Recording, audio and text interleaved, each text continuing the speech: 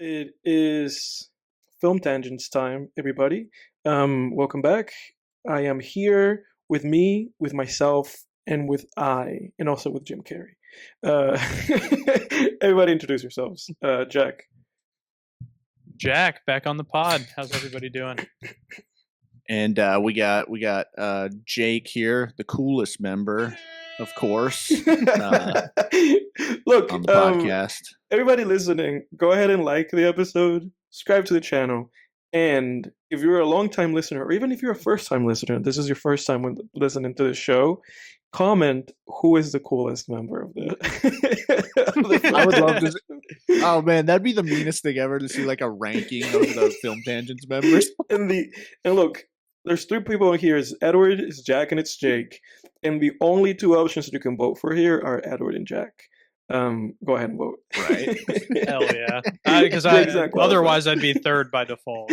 Definitely. I feel like we all serve a very we all serve our specific purpose on this podcast. Yeah, 100%. 100%. Yeah, for sure. That being said, though, I want to do a quick RIPs.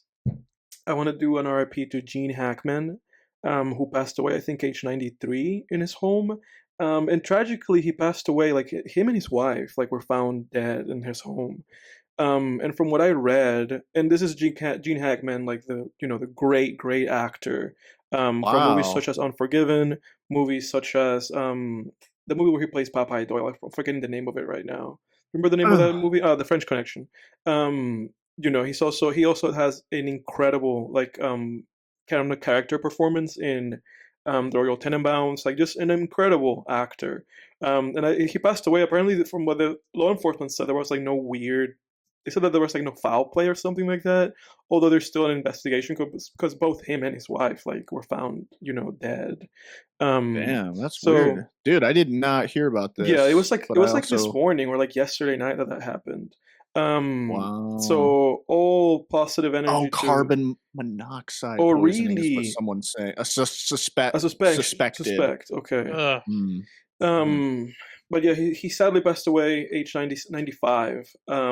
So positive energy to his family. And I hope they overcome that. I don't know what else to say about that. But RIP. That's a full ass life though, 95. Yeah, no, he did. Still, he did. I mean, tragic. Yeah.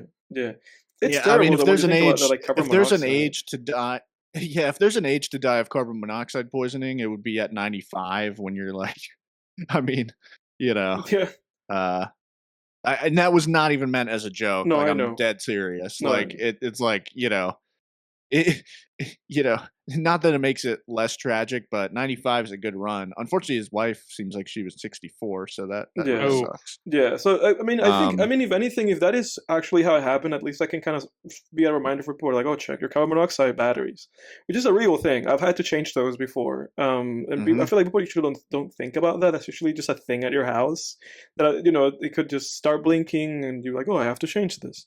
But yeah, R.I.P. Incredible career. And it's funny because I was like thinking about him because I saw a clip from Unforgiven like a week ago. And then also another R.I.P. to this actress. Let me see, Michelle Trachtenberger. I think Trachtenberg is her name. I think she passed away at 39. She also passed away like literally yesterday. So her and Gene Hackman, I guess, passed away on the same day. And she's an actress known for movies like Eurotrip, a movie that I've seen, like a movie that I saw like when I was a teenager. And I think she's also in Buffy the Vampire Slayer, which I think they're rebooting Buffy, and I think she was like going to be in the reboot of the show, and then obviously now she's passed away. So RIP to those celebrities that have passed. And I think that's it. Other than that, go ahead. 39 years old. Yep.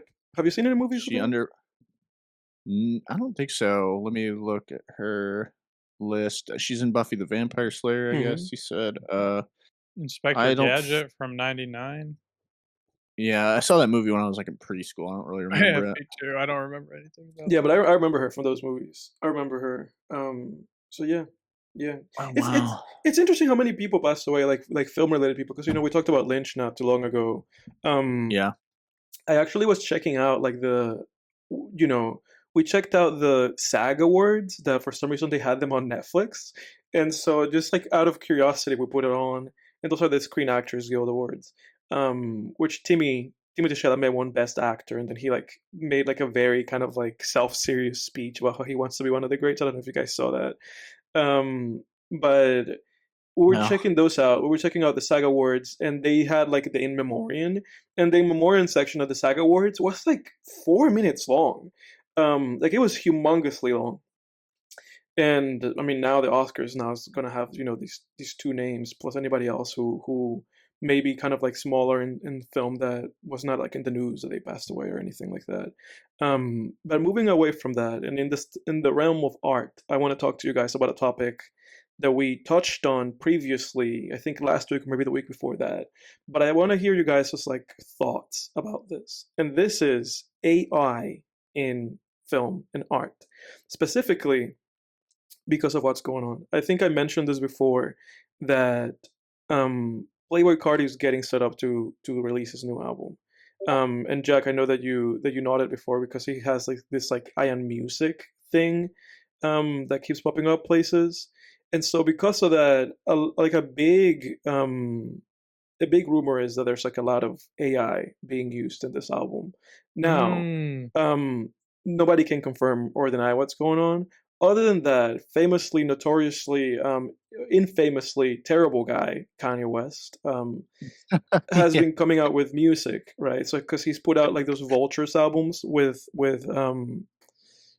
Dolla $ign, and I know that we talked about Vultures one because I listened to that terrible album. Don't recommend it, and I haven't bothered to listen to Vultures two. I don't care. I don't care about whatever the hell Kanye is doing.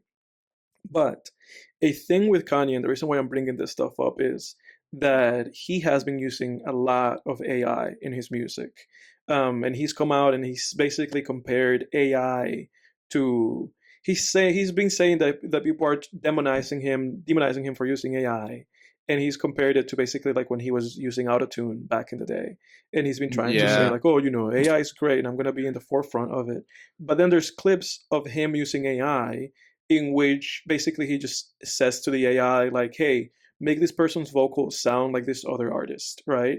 And so then the conversation becomes like, what right do these artists like, what right does Kanye West have to record a verse of himself and then tell the AI to make it sound like Young Thug or something like that, right?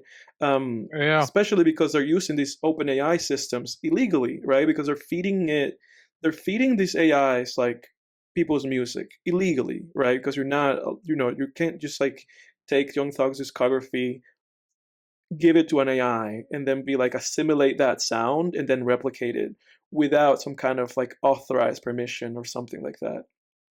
So that's been going on. That's been like a big topic of conversation.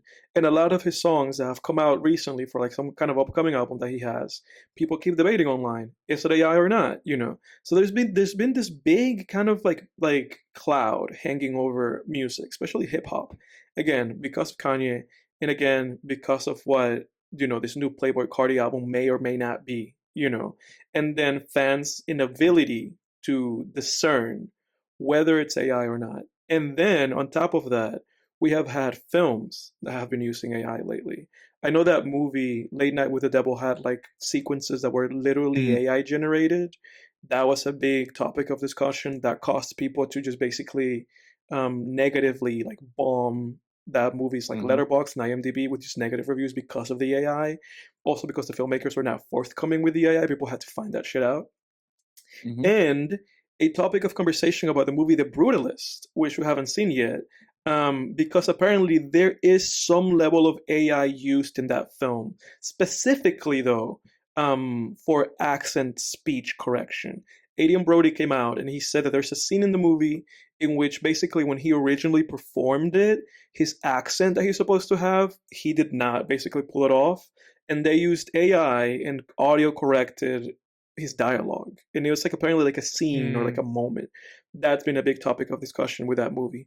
Obviously, nominated for like 10 Oscars, Best Picture, Best Actor, Best Director. And this whole thing has caused so much conversation that James Cameron has basically weighed in. And he said, and this is kind of where I'm ending this and opening it up to you guys. He said that the next Avatar movie that's coming out is going to have at the beginning and at the end of the movie basically like a piece of text that says no AI was used in the making of this picture. So Oh yeah. having provided you guys with all that information, can you give me your takes? And Jake, I guess I'll throw it to you right away. Um, how do you feel about this stuff? Like, how do you feel about AI? Do you think that it is kind of like an unethical or like or in terms of like the artistic integrity of this shit, right? Where do you come down on this? Yeah, I mean, basically, like I definitely think AI is a massively useful tool. Yeah. I don't think that's a controversial statement, and I do think that things are probably about to change like quite a bit in the next like 5 to 10 years. Hmm. And I will say that like it's so funny, man, like how history kind of repeats itself because forever, right? Like young people have been sort of making fun of, their grandparents or whatever and being like, oh, that old person doesn't even know how to work a fucking iPhone, or like, oh, I need help with Facebook. Does anyone know how to work the Facebook? Yeah. Like, Yeah. just, it's been a joke for like forever that old people don't know how to use technology. It's so funny though, because history is repeating itself with our generation where, I mean, ChatGPT has been around for like, at least 2 years. I've been using it for almost 2 years now. Hmm. And like so often though, I come across people who like, I mean, some people are going to use it more than others for um practical purposes, but I'll come across people who like, just never utilize it ever and like don't even have it on their phone or like have never used it, who are like our age. And I'm like, man, I'm telling you, to those people, like like you are going to be like the old people who don't know how to work a cell phone. Like you're Hmm. gonna be like those old people who like when the new iOS update comes up, they're like, "What's going on here? Why don't ran out of storage. Well, how do I free up more storage? Oh, well, you got to put the photos on the cloud. What's the cloud? How do I do that? Yeah. Yeah. And you're just kind of Yep. like, and that is going to be you if you don't kind of, get on the bandwagon and, start making use of it because like, the way we used to say like, man, like, you know, thank God for Google. I mean, Hmm. what were things like before you had to go to the library? Now it's going to be like, oh, before you had to go to Google, now you can use ChatGPT. Hmm. It's like, and like, you can use it like AI is so much more useful for like bouncing ideas. It responds to you like, really like, generating like real solutions where it's no longer an issue, because like before it was like, oh, I type something into Google and I can't find the answer. The internet can't answer a fucking question, especially when these blogs hit the scene. It's just like endless blog articles. I can't get a straight answer to a fucking question a lot of the time. Now with ChatGPT, to an extent, that problem has gone away. Not entirely because you still have to be careful. It still does need improvements. Hmm. Like I have caught it making shit up quite, more than a few times. So you do have to fact check Chat GPT.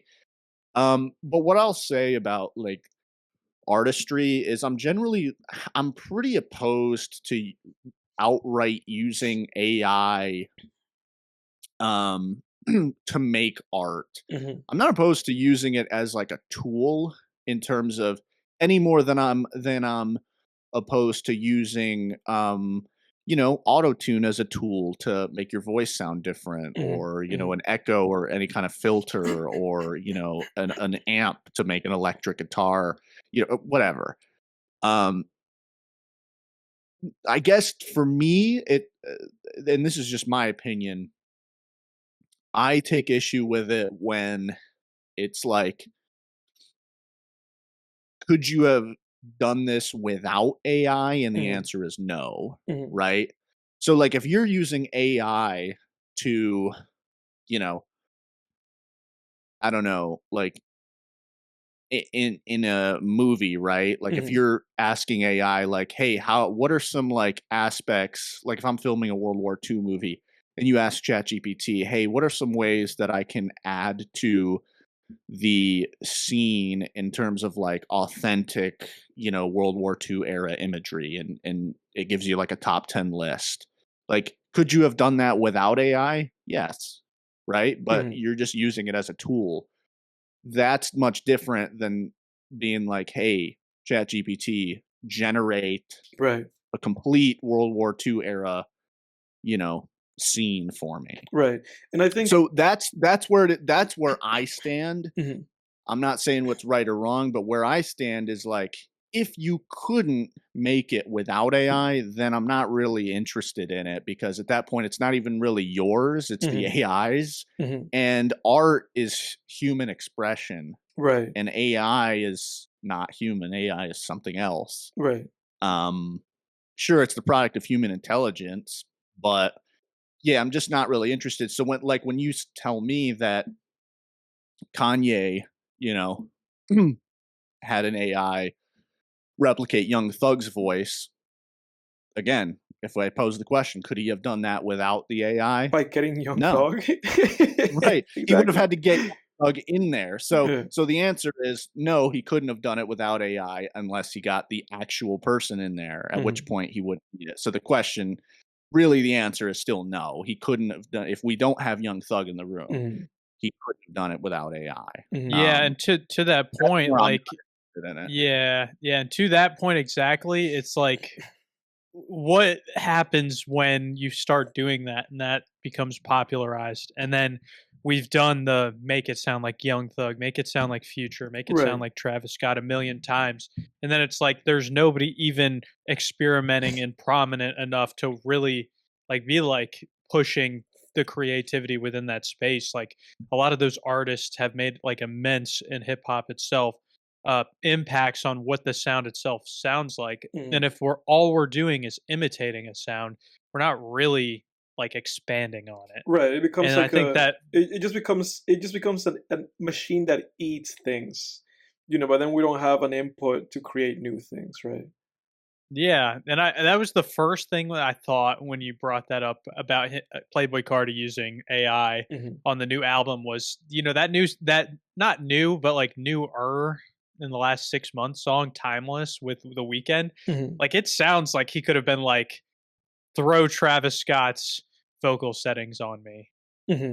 Like I mean, it could have been that, because in that song he does sound Travis Scotty to me, and I've kind of seen like the last couple like singles or features he's been on being kind of like emulating other people's sounds. Right, and then the question, yeah, he sounds like Future on that one single that he came out with in the fall, Playboi Carti. Yeah, I'm trying to think. I was trying to think of what that one was. Do you remember the name of that single?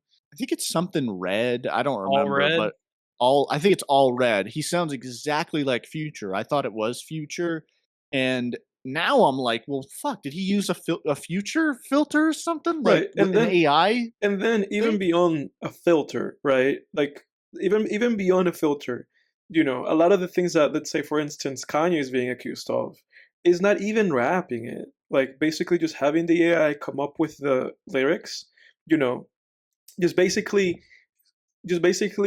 having like the AI, training the AI on himself, like here's my discography, and then be like, write me a beat, like write me like lyrics for this beat, listen to the beat, and then basically just saying and rap it for me. So then at that point, like, you get where I'm going with this, right? Like that's what Kanye, for instance, is being accused of not even fucking being the fucking person that's actually like even rapping his lyrics or his verses anymore.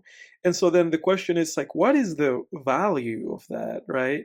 And It then sucks, man. and then again the precedent, right? Because Kanye is interesting because he's not in the same position that he once was, meaning that he's a known piece of shit, and nobody wants to do anything with him, except for the people that are just like, vehemently like blind and his fans still. Obviously I was a fan of his at some point in time, and I'm not that anymore. Because the guy is just such a huge fucking piece of shit. And so hateful. But then, then we have somebody like Playboi Carti, right? And then the question becomes like, what is the value intrinsically as a human being, especially when we're looking at art and music, right? Of listening to some shit that there is no even Yeah. no human input into that. It's just a computer made from beginning to end of that sausage. But then what I want to kind of put into you guys' minds too is when you don't even know, right? You don't Hmm. even know. You don't know. and Yeah, and I've thought that's of that before go too. It's ahead. like if I don't know this was made by an AI, then I guess who cares, really? Yeah. But go ahead. I don't want to interrupt you. I don't know if No. that's what you were getting at. No, that's kind of what I was getting at, but then that is also why I brought into this conversation James Cameron, right? Because it Mhm. seems to me like James Cameron is basically trying to set a precedent. Basically like every film since I think people since some animals were harmed in movies and the EPA had to like step in or something. Um, in every film, at the end of the film, it says no animals were harmed in the process of making this picture, right? And so James Cameron, like I said to you, and this is making news because he said in the next Avatar movie it will say that there was no AI, used in the making of this picture. So it seems like he is, for some reason, James Cameron seems to be the right now the face of saving art, right? Filmmaking. Because he seems to be the person, and he obviously has the power to do that, that is going to kind of set a precedent in film, where basically if people are not going to adopt that, or if you see a movie and it doesn't say that, then it's probably like, oh, I was used to make this movie, Yeah. So I want to hear of you like what you feel about that. Jack, I'm going to throw I the ball mean, at you. I think it's an extremely like intelligent thing to do, Mm-hmm. especially in this time, to really make it clear and to set a precedent. Because I mean, even in just doing one movie like that, like like you said, like every movie you're going to look at, if somebody doesn't throw it on there, it was likely used, and Mm-hmm. that says a lot more to the credit of the movies that don't use AI to its techniques. So I think it's probably a really good thing for trying to preserve the art and the filmmaking Mm-hmm. in itself. I mean, I think that I personally don't think that there's a problem with leveraging AI in some situations. Mm-hmm. And sometimes there's things in different genres that aren't even possible. Like if there's fictional types of um, creatures or life that's especially in like a avatar type scenario like that. I mean, I'm even surprised that there's not an allure to use AI in a more of a way to create something that actually isn't there, but it makes it so much more impressive to really execute that within the realm of just the film that making techniques that are more classical. Hmm. um uh, do you have any thoughts on it, Jake? Yeah. I mean, like, yeah, I agree, man. Like, it's like I would rather continue to see Mm-hmm. imperfection in art Mm-hmm. than to go down this road of just AI giving us like perfection and everything. Like that's part of what makes art charming is that like you can see sometimes you can see the like the glue kind of the seams, the cracks, as it were, like, oh, in the fucking you know old monster movie, The Giant Behemoth, where its joints are, you can see some of the glue on the stop motion model. Oh, you could see a boom mic in the shot there. Like, oh, you can kind of like I don't know, man, or like oh, Adrian Brody didn't quite nail that accent there. Like I I would rather just continue to have some imperfections and then work together as people to just kind of keep on improving those and I don't know, just keep Right. putting our heads together creatively and Yeah. coming up with solutions Well, and because just working at it, man. Like it's just not, I don't know, man. It's just not fun when like a robot is just fixing everything. Like again, AI is a great research tool. Like again, if I were a musician, it's like to me, it's like if I make a beat for a hip hop song and then I throw it at AI and I say, "Hey, chat, how can I improve this beat?" And it gives you like a list of things. Like to me, that's cool because Mm-hmm. that's like, like if the AI says to you, maybe add a more hookier kind of synth in there. Maybe add like, maybe turn up the distortion on the 808s, like, whatever it might be. That's cool. That's a really Yeah. tool that can And help I you would make I would encourage anybody in the audience to take a second to load up ChatGPT or whatever AI you prefer have used, and kind Mm, of guide it through a creative exercise to really see like what it's capable of. yeah. Recently, I had like last night, I was with Jake, and my dog Oxford is known Yeah. for having bad breath, and I his breath is rank, and I loaded up Chat GPT and I was like, make a parody of Back in Black by ACDC called Back in Breath about my dog Oxford's bad breath. Mm-hmm. Yeah. And the absolute like lyricism that it came up with was insane. I mean, it was so impressive. So I would definitely encourage anybody listening to use AI for a creative experimentation just to kind of see where it's at. Yeah, and to add to that, but to kind of bring us back a little bit back around to something that you said, Jake, which is regarding right, like when like those kind of imperfections in film, right? Specifically, something I wanted to mention, like just to add to that list that you had, a movie like Punch Drunk Love, because in Punch Drunk Love, famously, there's a scene in that movie when Barry's kind of having that escort phone call, the first one, where the camera kind of like there's a moment where the camera almost like bumps, it goes like pop, like it like bumps and then Yeah. comes back, and then there's suddenly like a flare in there, and then that's a moment that I always remember because that struck me so much when I watched the film. I was like, what in the fuck was that moment, And then you come to Yeah. find out it was like, oh, the camera operator like bumped the camera, and then Paul just saw that. Paul Thomas Anderson, the director, saw that, and he was like, "That actually makes the scene better." And it's like, but those are the things that normally you would be like, "Oh, that's an imperfection in that movie," right? But that's what the human experience is, right? Because unless all of us become robots, or all of us just put chips in our brains, like we're living the human experience, which is just like this flawed, like experience. And I agree with a lot of what you guys have said in terms of like the utility of it all, right?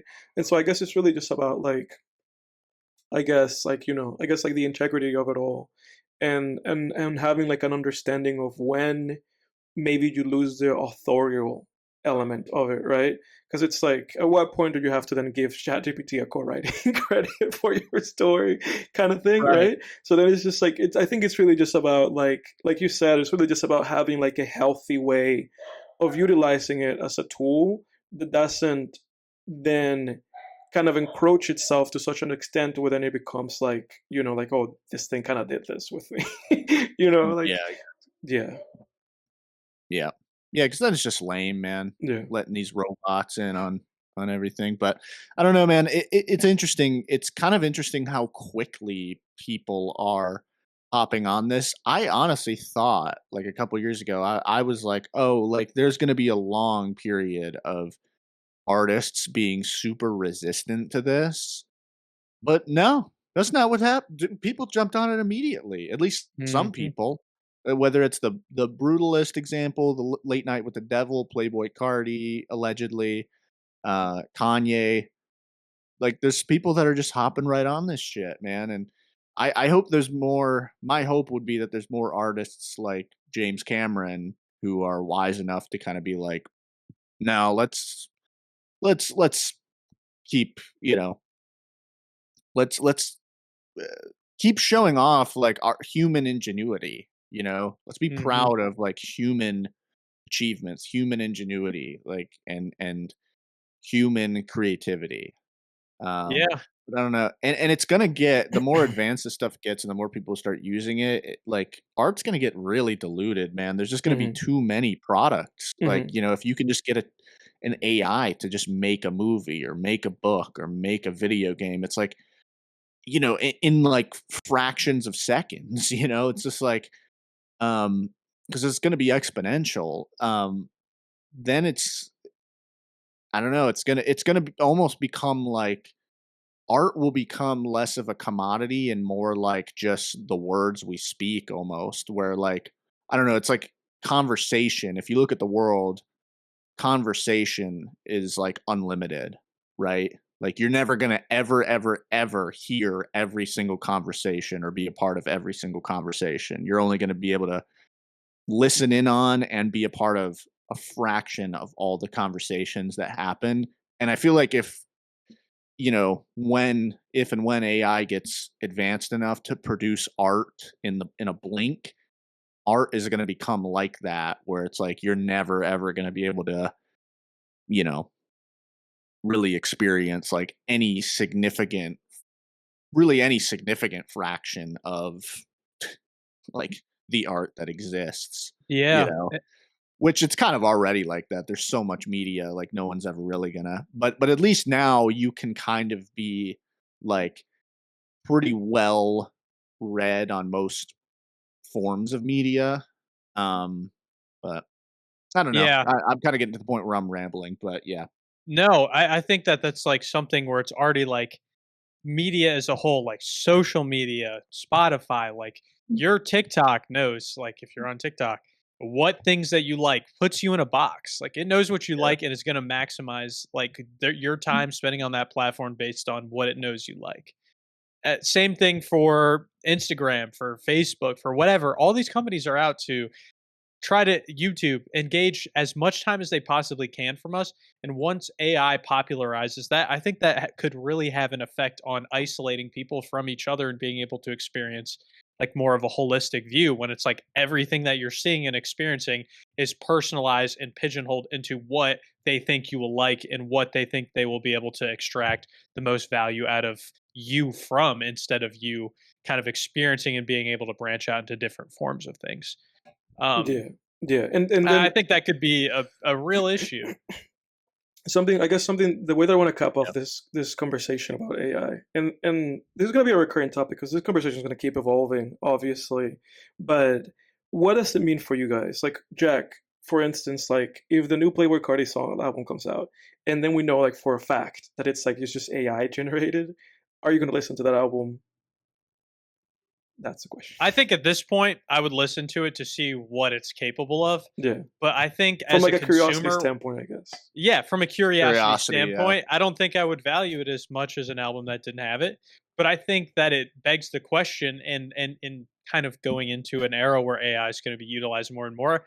As a consumer, we're going to have to be really careful and informed about like what kind of things we're interacting with and if that's a factor. Like we're going to have to take that into consideration when we're consuming media. Like is AI a factor in this, and be intentional with how we reflect that in its value. Right, and I think that's why I am very happy and I'm championing like James Cameron, because he's at least in film, he's starting that like conversation, and he's gonna set that tone for the rest of time, I guess.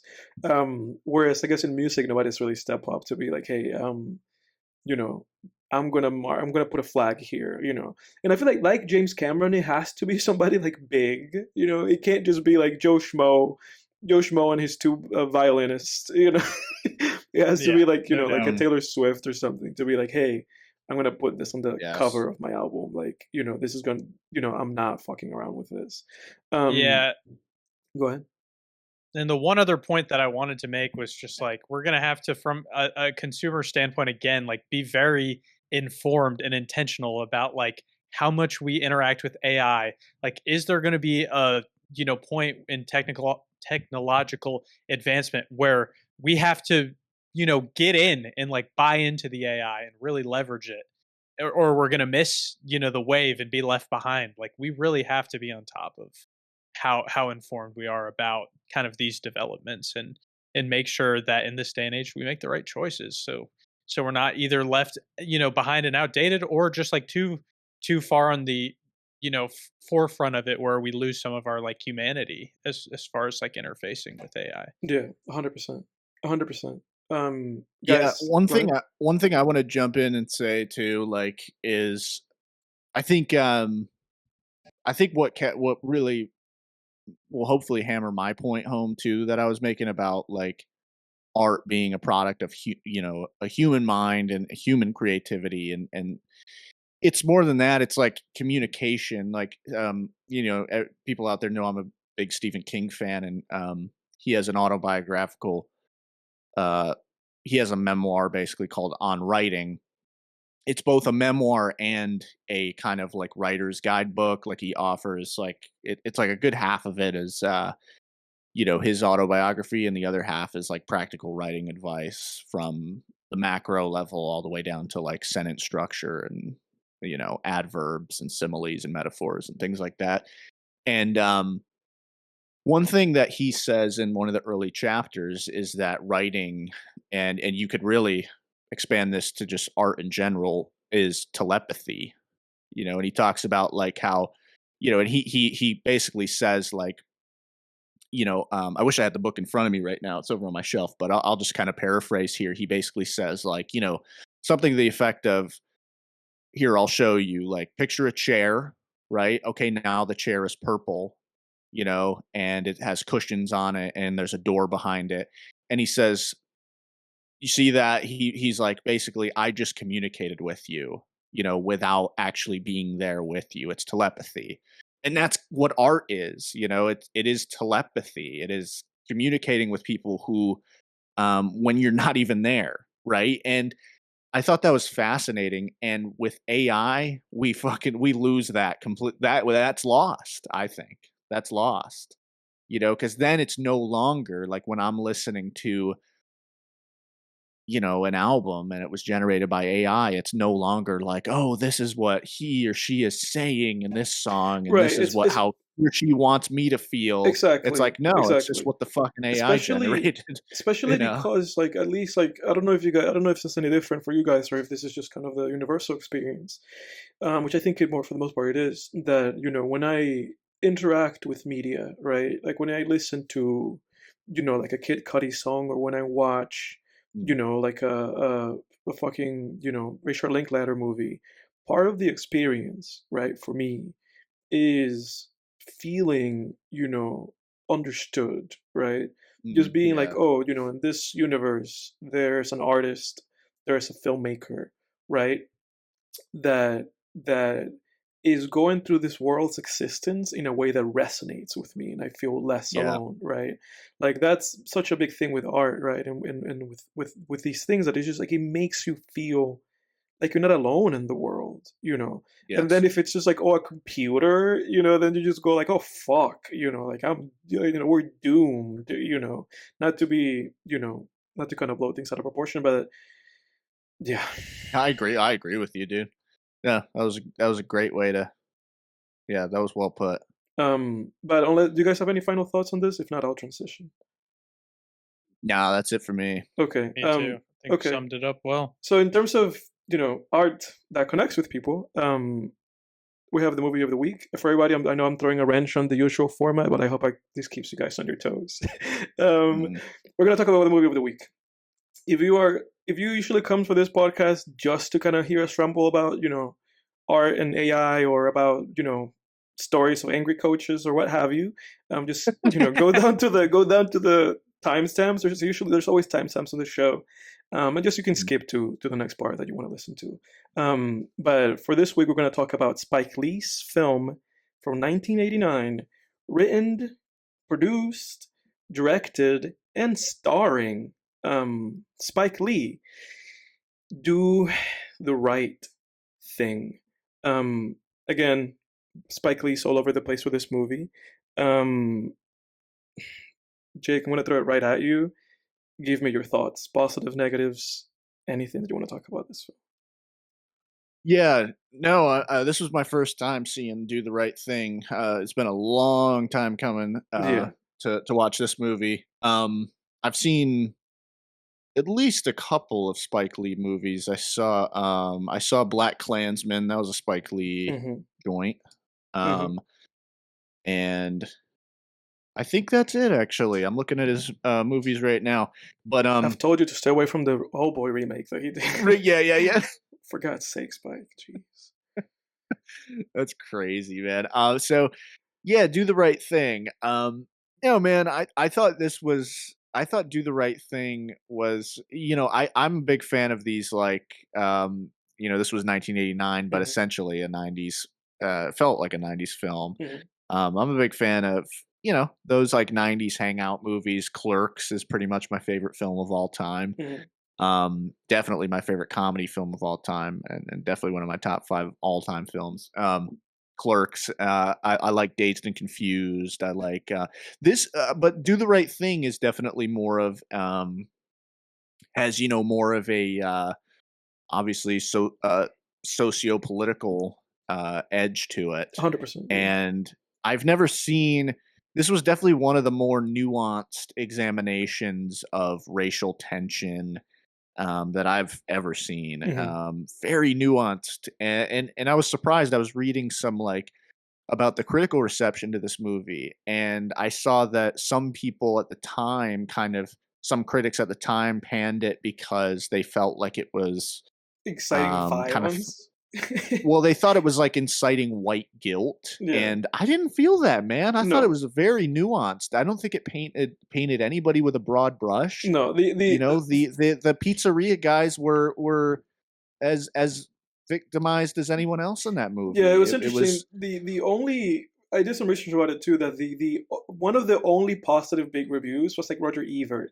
yeah, Because yeah, people like if they were not doing what you said, Jake, they were then accusing the film of trying to incite like violence, of trying to make people that's like riot crazy. and stuff like that. But go ahead. It's crazy to me. As a side note, like when movies, you watch a movie like this, or you read a book, or something, and it is crazy how far over certain people's heads, like, the message that you, observed or you took from it seems to fly. Because I can't really say whether anyone's, interpretation of a movie is right or wrong. Like, we've been consuming, like, you and I, Edward, went to film school. We've been consuming art storytelling on a critical level for at least 8, 9 years now. Yeah.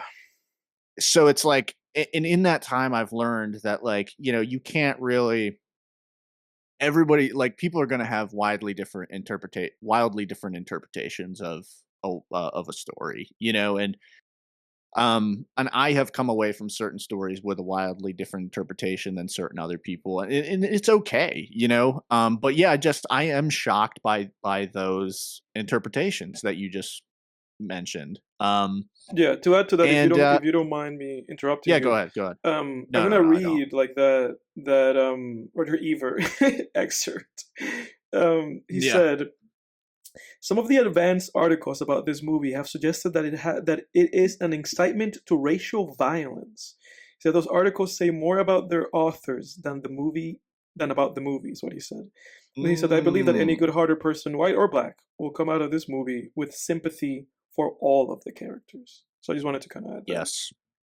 Yeah, I thought it was a very nuanced take, because it wasn't just like this whole, like, you know, um, because yeah, no, I'll leave it at that. Yeah. Yeah, no, and what I was going to say is that you are 100% right, because that's just like stuff that you witness, especially in the time and place. For anybody listening to this podcast in the year 30,000, Yeah. we're living in 2025, and this movie came out like what 35, 36 years ago at this point. And it's Mhm. fascinating because this movie continues to be pervasive, right? Like in me watching this movie, it just felt so topical. Like it felt like it was a movie about like like this year, or the Yeah. past few years that we've been kind of living through. It Um, definitely felt ahead of its time yes, watching it yeah, for but it's today. interesting because it's ahead of its time, but of its time and of its past, right? Because it's kind of dealing with these things that just continue to be, like an element of how people are interacting with each other. But Jack, I'm gonna throw the ball at you. Any scenes or anything that stood out to you, or Yeah. anything that you want to talk about? A big thing that stood out to me, which I really felt throughout this movie, was Spike Lee creates an incredibly immersive environment for this movie to take place in. Yes. Like throughout the film, and it's only like an hour and 40 minutes, an hour and 40 minutes, and I feel like I've watched 3-hour movies where they don't build an environment that feels like you feel like you're in it and you understand the dynamics and you see. And I'm not sure if that's because there's a lot of quick takes of like scenes aren't exactly always like, some scenes are longer, but some scenes are just like shorter snippets, and it just seems like you're moving through and you're just like existing in this period of, is Brooklyn correct, is like where this is placed? Yeah, Brooklyn. Yeah, and seeing like the things that we're talking about, like that there's these predominantly black community, and then we have people on the outside of it, like this pizzeria that's a main piece to this story, being an Italian-owned business in an area Koreans that is too. predominantly black. Like you could really sympathize with like a group of people who's like feels safe in having their own area, and just having that, and then having the folks who are also uncomfortable with being put in a situation where they are kind of invading upon that like quote unquote territory. And then you also see that with the Korean business as well, where they're kind of in this area, and even the the white guy who scuffs up his Jordans with the Larry Bird jersey on, and they say go back to Massachusetts, and he's like, I'm from Brooklyn. Yeah, they're like get out of here, man. Which that was like such like a. I think that's one of the instances where the movie's like really ahead of its time, right? Because then that's kind of like a gentrification part of the movie. Like they even say like, "Hey man, you're not gonna gentrify this." So, well, the neighborhood is gonna get gentrified anyway. But yeah, with the Koreans, I loved at near the end of the movie when they destroyed Sal's pizzeria, and we'll get to that. And then the Koreans, the guy was like, what is it, like, I black too. He was like just saying that he was also like black, and they're just like swinging like a broom at them, and they were just gonna destroy his place. I love the line that one of the guys have where he just goes like, "Leave that Korean man alone. He's all right." they don't destroy his little grocery store. Go ahead.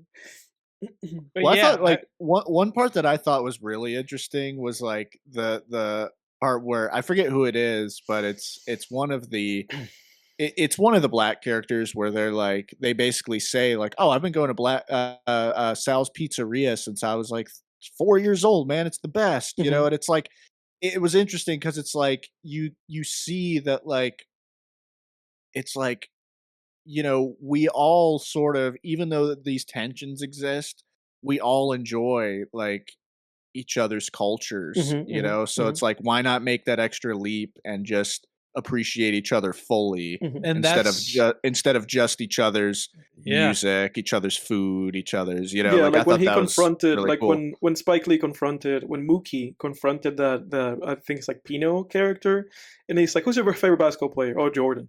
"Who's your favorite musician?" "Oh, Prince." And it's just like but it's like you hate, like you love the culture, right? Like you love the music, you love the athletes, but you hate the people that make that culture, right? And that's what you're getting at too.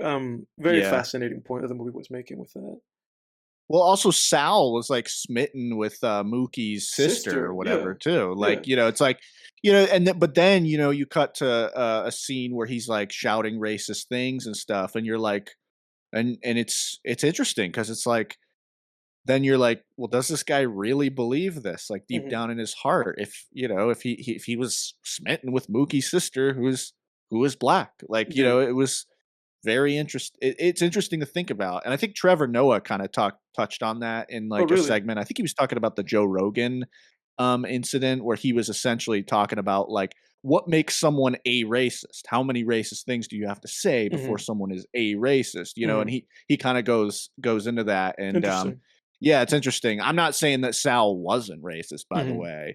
Yeah, it's interesting. It's hard, I'm just saying that like, I guess what I'm saying is like that it's interesting how people, adopt these mindsets, and this movie kind of shows how it happens, I guess. Go ahead, Jake. And I think Sal also made like a comment during the film where it was like, his son. I forget the names of the sons, Vino and It's somebody like else, Vino but and Pino. yeah, Much. Vino, Pino, whatever, Yeah. the older son was saying, like, should we get out of here? Should we go back to our neighborhood and Mm-hmm. just like call it quits? Like because he very much resembled, like, the brothers resembled one of them being kind of like the being able to feel like listening or feel heard by like Mm-hmm. kind of the black community, and Mm-hmm. kind of being more accepting, and then the other one kind of just really being conflicted and struggling with the idea of uh, really getting along with a culture that is just so much different from what he's, Mm-hmm. brought up around. And I felt like Sal saying, like, I'm not going to give up on it. Like, I've been part of this community. Like, I've had this pizzeria. I've served some of these people pizza since they were like children and grown up to be Mm-hmm. teenagers or Mm-hmm. young adults. Like I think that's one thing that I really liked about this movie was walking away from it is there's no decisive Yeah. uh I don't think there's a decisive point to be made here. Mm-hmm. I think that the purpose of this film was to have us walk away from it and really like reflect and think about like what each other and like what ourselves, like what we really think about the situation, and re-examine how we feel about like these socially charged topics. Yeah, for and, sure. and and I think that's like a really cool thing to come away from a For film sure. doing. Yeah, and I watched an interview with Spike where he literally said exactly what you said. Like he said that that was his intention. He was like, I just wanted people to come out of this film and just have. He was like, I just wanted this film to start conversations. Like he wanted people to just get talking. And it's fascinating that scene about Sal because I really thought about that scene a lot. This is a movie I watched this movie. Now maybe like 4 or 5 years ago. Like we were in college and I was like, I have to watch Do the Right Thing, do the right thing. So I was like, I have to watch this movie, and I watched it. Um, and since I watched that movie, I was like, I need to rewatch that movie. So I'm glad that this was like the time and that we could talk about this film because a lot of these scenes, like that Sal scene where he says that, always stuck with me. Especially because with Sal's a very interesting character because he is somebody.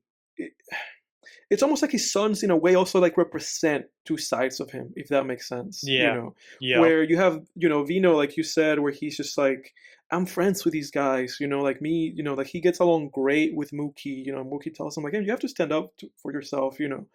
And then it's almost like that represents a side of Sal where he like loves the community and he feels like he's bringing something to the community and he likes a lot of the people there and he does things for them, like when he gave the mayor like $5 just to sweep just because. So there's like things that he does that you're like, oh, he's like, he's here but he's adding positively. And then in the same vein there are things that Sal do that are just like things that are inconsistent with that, right?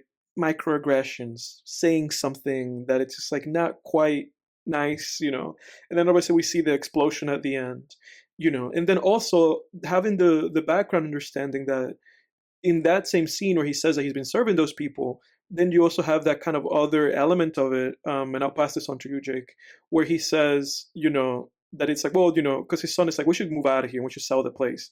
And he's like, everybody at our neighborhood already has a pizzeria. Like, like, it's basically saying like, I had no choice but to come and put a pizzeria here because this is where they didn't have an Italian pizza place. And then it seems like everything after that, like him liking the people and so on, was born out of like happenstance. Because then he was just like, I can't put a pizza place in Little Italy because there's already pizzerias there. And it's interesting because I feel like the hate that Pino has is also just kind of born out of the fact that they have that business there, but then they go to Little Italy and then people there are, outwardly like racist and they say negative stuff about, black people. Jake, take that. Yeah, and the son has to bear the embarrassment of working in an area where people are like, well, you're racist against a group of people, but you go and work there and serve those people. Yeah. Yeah. No, I don't really have anything to add to that. I mean, yeah. I mean, but not to add. Like, do you want to bring anything, any other point or anything? Yeah. No, I mean, I guess, yeah, you could go on forever talking about this movie thematically, but, yeah, I would say like, a few things that held this movie back for me were Mhm. just like, I don't know, like, obviously this is, again, it's like a 90s hangout movie, which generally, usually when you watch a lot of these like 90s hangout type movies, Dazed and Confused, Clerks, the plot is going to be thin, Mhm. right? Um, which is generally fine, and a lot of times by design in these types of movies, but um the problem I had in this movie was then the uh the hangouts weren't really fun. Mhm. Like everyone's just kind of miserable most of the time and like arguing and just not having a good time, sweating their asses off from the heat. We haven't even talked about the heat wave that the Yeah. movie goes throughout the movie. Yeah. But it was like a great metaphor It for was. the heating up Tensions, of yeah. tension. Yeah, but like so I just found myself a bit disengaged like after a little while, where I was just kind of like, I just didn't want to spend like time in this world, Yeah. because like then I look at two movies, 90s hangout movies like Dazed and Confused and then Clerks, right? And it's like on one end of the spectrum you have Clerks, which has a beefier plot than a lot of movies of this kind, right? Like Clerks still thin plot, but if you watch Clerks, there is like a through line in that movie, a pretty strong through line where it's like, you have this whole love triangle situation going on, right?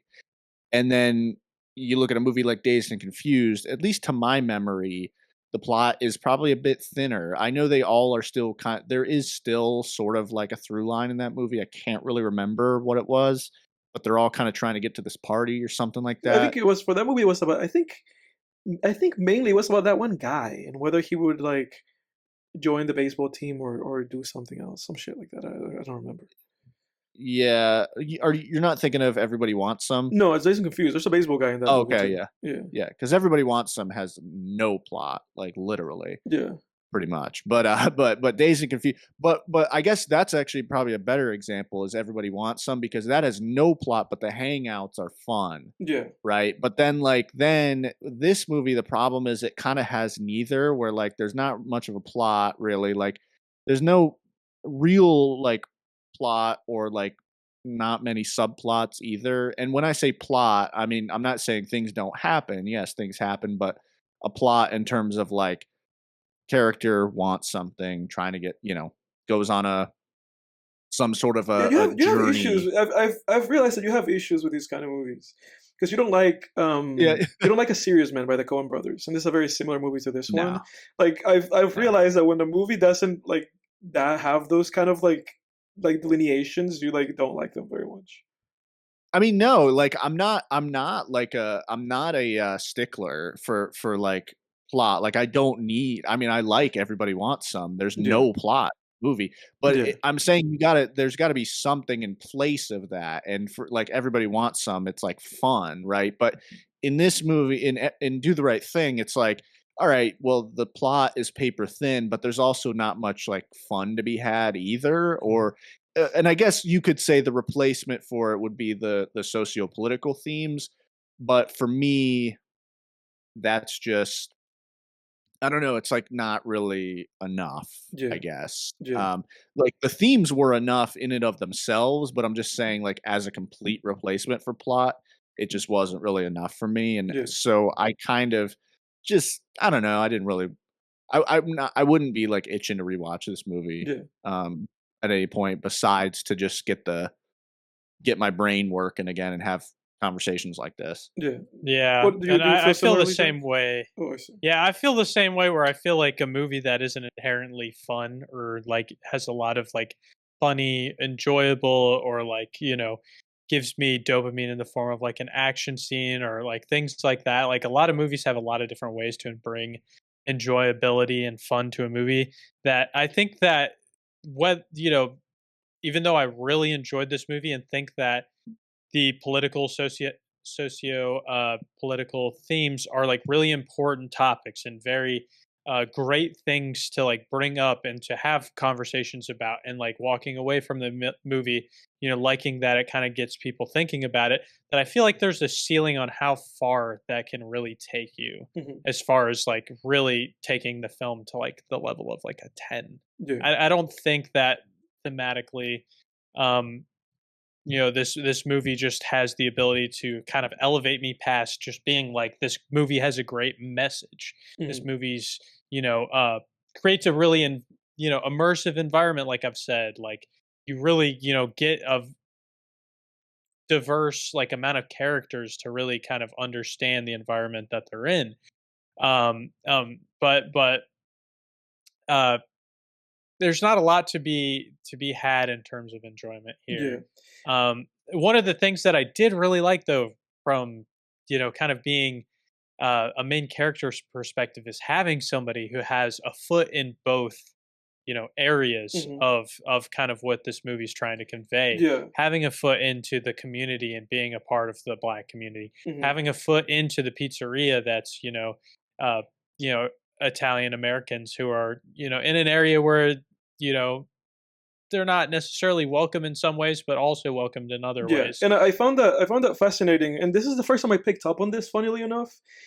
And it is that he's wearing a Jackie Robinson jersey. And this time I was like, wait, that's a number 42.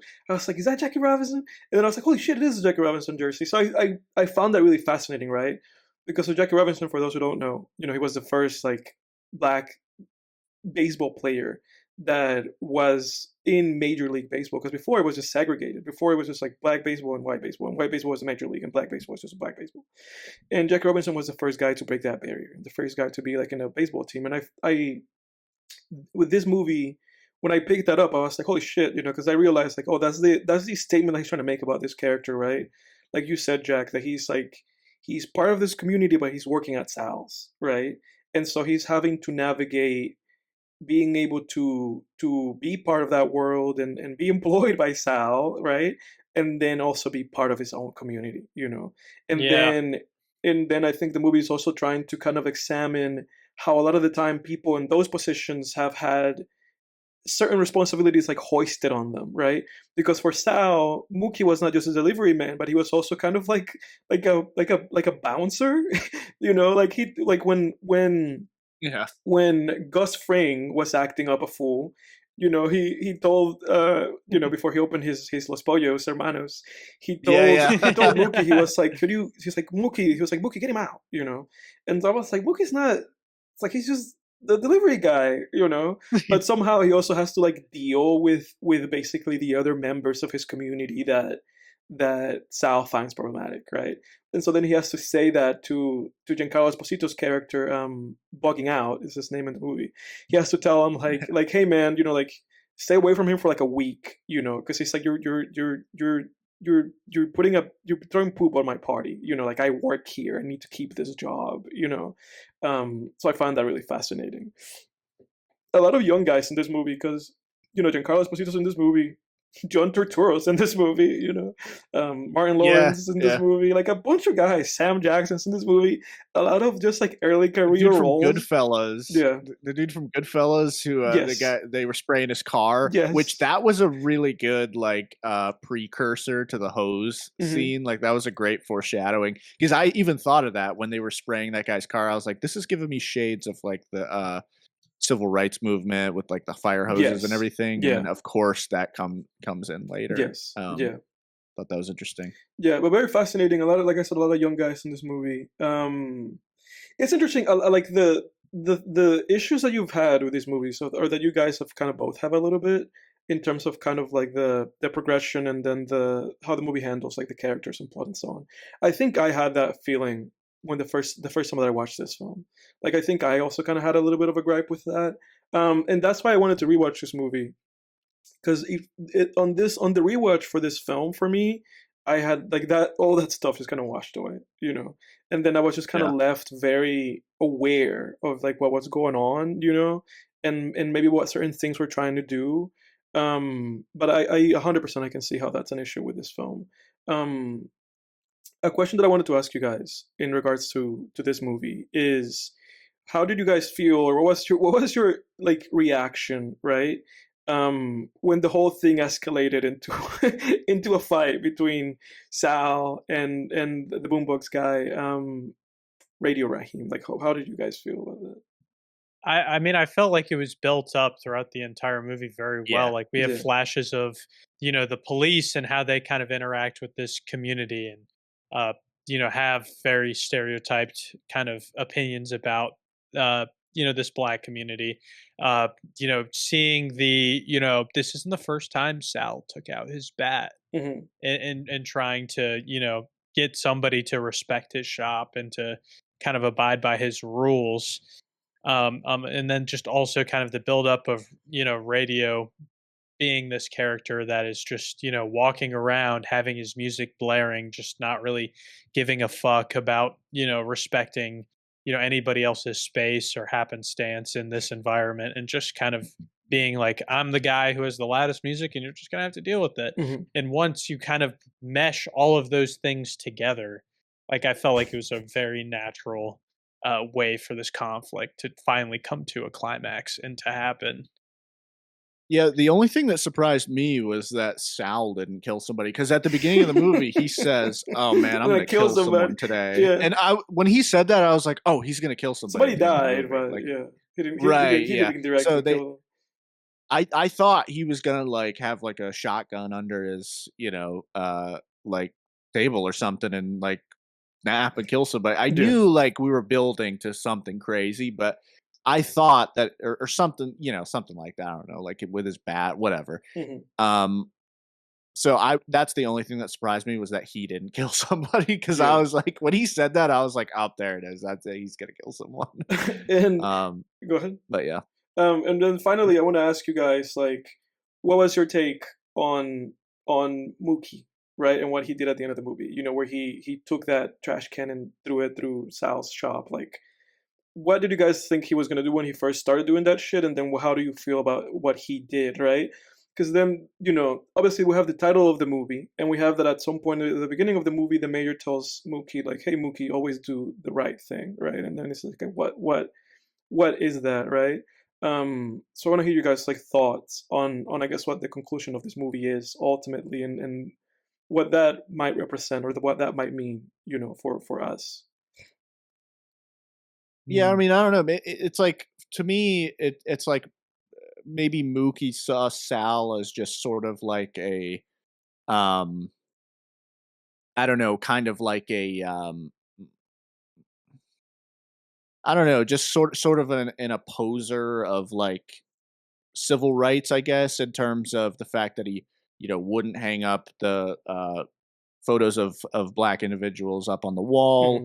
that, he wasn't paying him when he wanted to be paid. Yeah. And when he basically said, like, you know I don't know, perhaps even you could even say, like, when he said, like, "Oh, this will be Sal's and Sons," and yeah, you too, Mookie, I've and always seen you as a you know son. right, yeah, like, Yeah. but yeah, I don't know. So I guess maybe he just thought, like, uh I don't know. I guess maybe he just thought he was kind of like furthering. He saw that shop as like,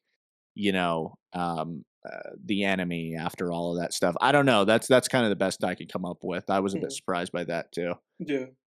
Jack. Yeah, I felt like there was kind of that was I felt like it was kind of a way where it's like where that scene played out um at the end, like, there was two roads where it's like either the radio and bugging out guy could have compromised and de-escalated, or either Sal could Hmm. have de-escalated. I felt like being a part of the pizzeria, like um that Mookie was just at that end of the place, where he throws the trash can through the window. He's like, I just don't think this guy's capable of like backing down and like trying to take the high road in this situation and being above, and really transgressing these, stereotyped views that he has. Like I mean, I think there's a really good case that Sal, probably as a product of his time, like did, as made a concerted effort to try to do that, but eventually, I don't think that really, with the way this film played out, that it wasn't enough. Yeah. And that's kind of how I felt, where it was like him finally realizing it was just like, uh, at the end of the day, he's gonna have to stick with his community and to back them up because Sal wasn't able um to de-escalate or Yeah. to take the higher road Yeah. here. Yeah. It's really fascinating. And I agree with both of you guys in terms of kind of like what led to that. And that's the interesting thing about Mookie's character, right? Because in the whole movie, he's just kind of meandering, and his sister's like, you have to, you have to, take life with reins or whatever. And then his baby mama, she's like, you're a loser, and you're never around, and so he just has kind of people always telling him to take action, right? And that's kind of the thing with his character. He's kind of cruising, right, and just kind of doing things and just going with emotions and just like you said, just kind of taking on things, right, and just kind of allowing everything to happen and allowing Sal to just kind of do whatever he wants and his sons to do whatever he wants, because at the end of the day it's like, well, I work here, and then at that moment it's like, well, Radio Raheem's dead, everybody here is about to destroy this place, and that was the moment in the movie where I was just like, oh, let's just get this shit going, like fuck fuck Sal's Pizzeria, like fuck all this, so it felt fascinating because this movie, like you guys said, it's just kind of meandering a lot, and then but slowly building up these tensions, right?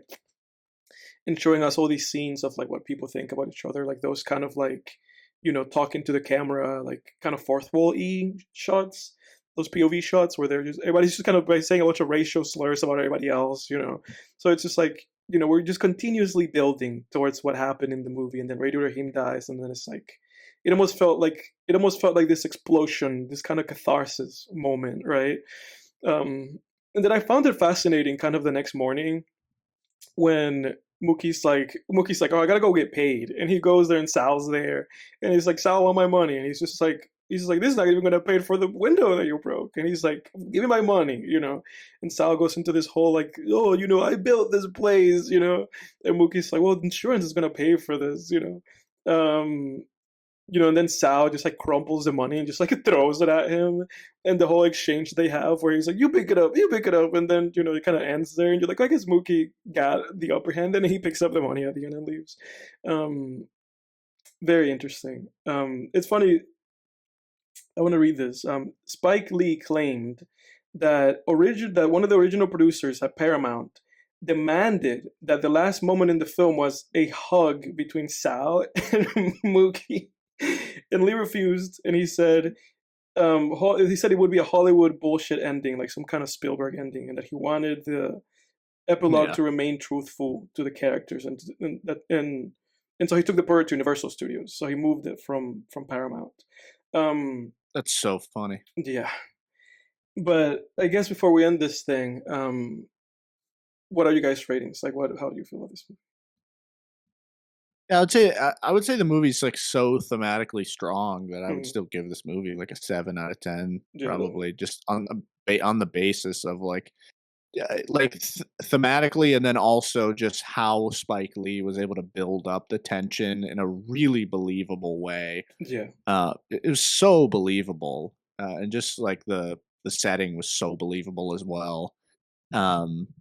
Yeah, so just on those merits alone, even though I was a bit disengaged after a while plot-wise, characters, theme, and just pure tension building and realism, I still gotta give this movie, like, it's due. 7 out of 10 for me. Okay.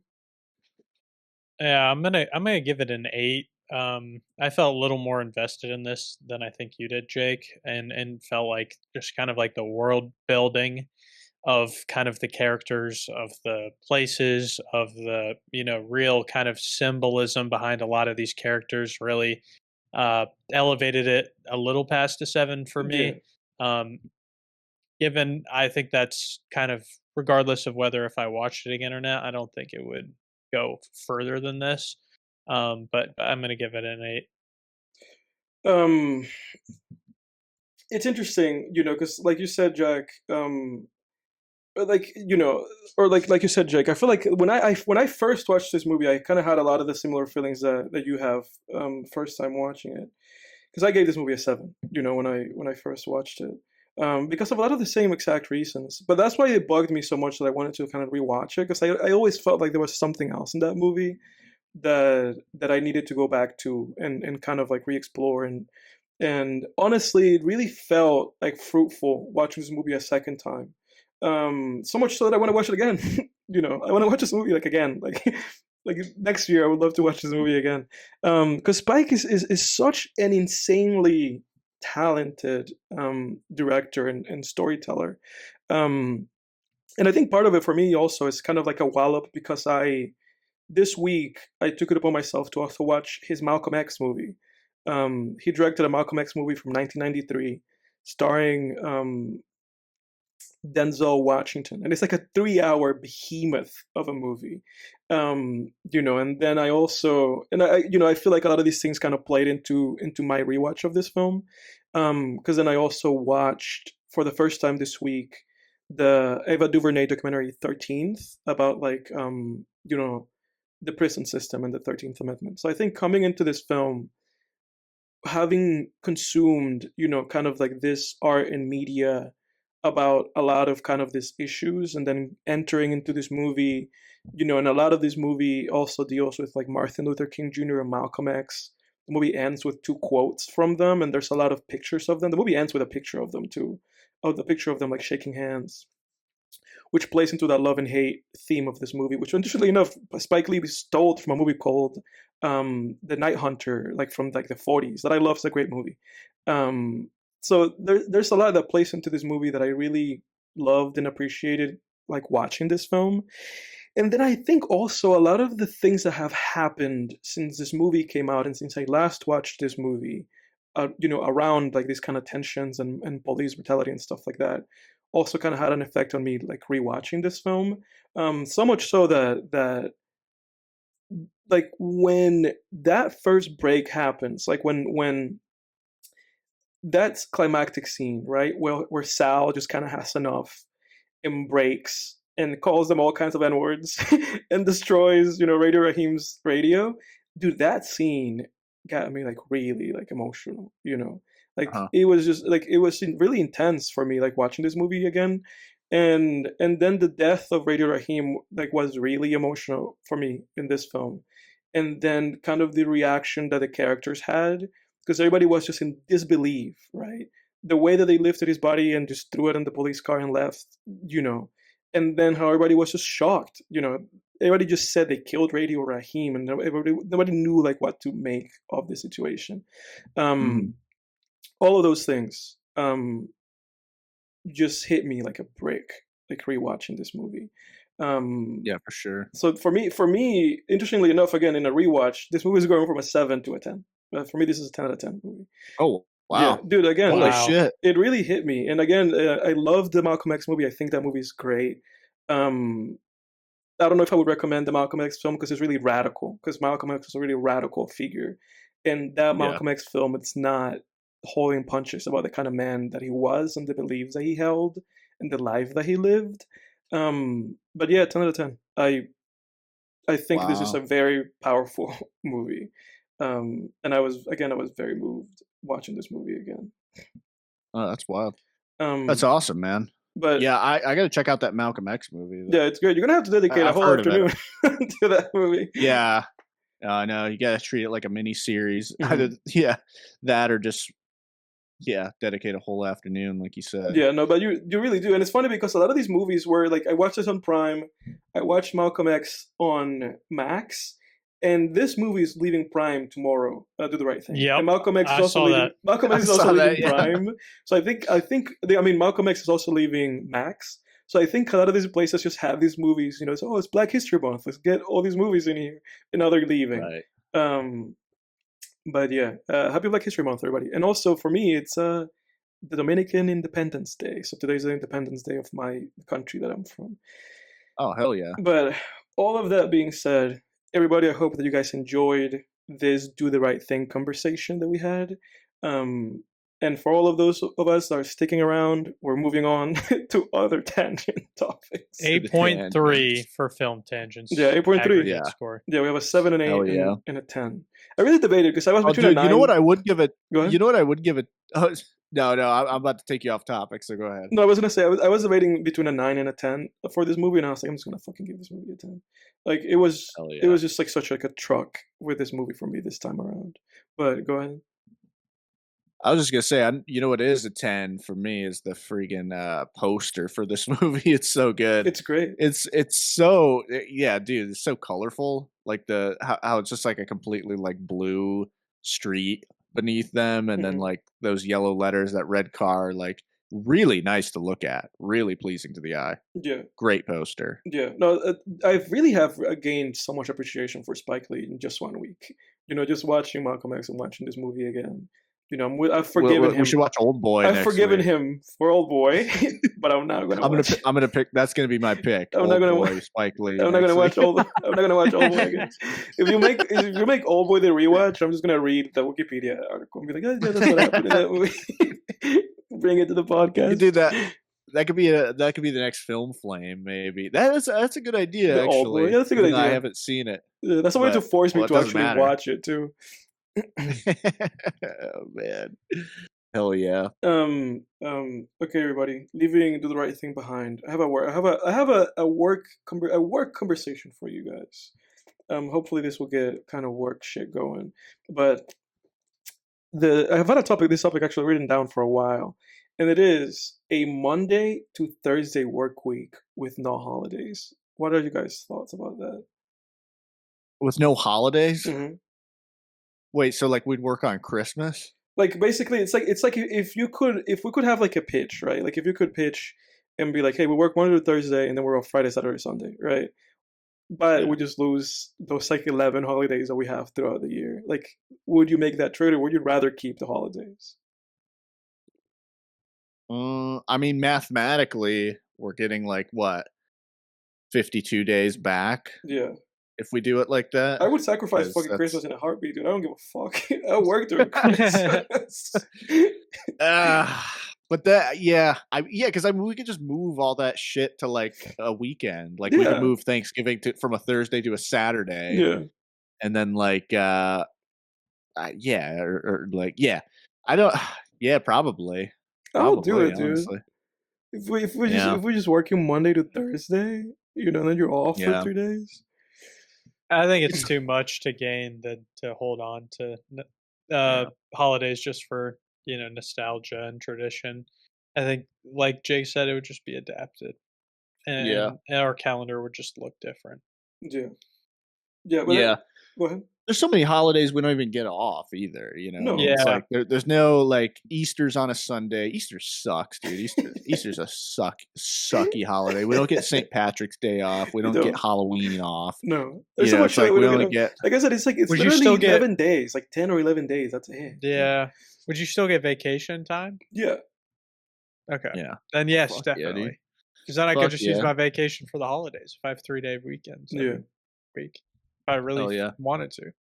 I forget, like, they've done. There's like studies, dude. I mean, like the employees will work productively for about 27 to 30-ish hours, and then it's like then they just kind of like burn out. Yeah, they wig out.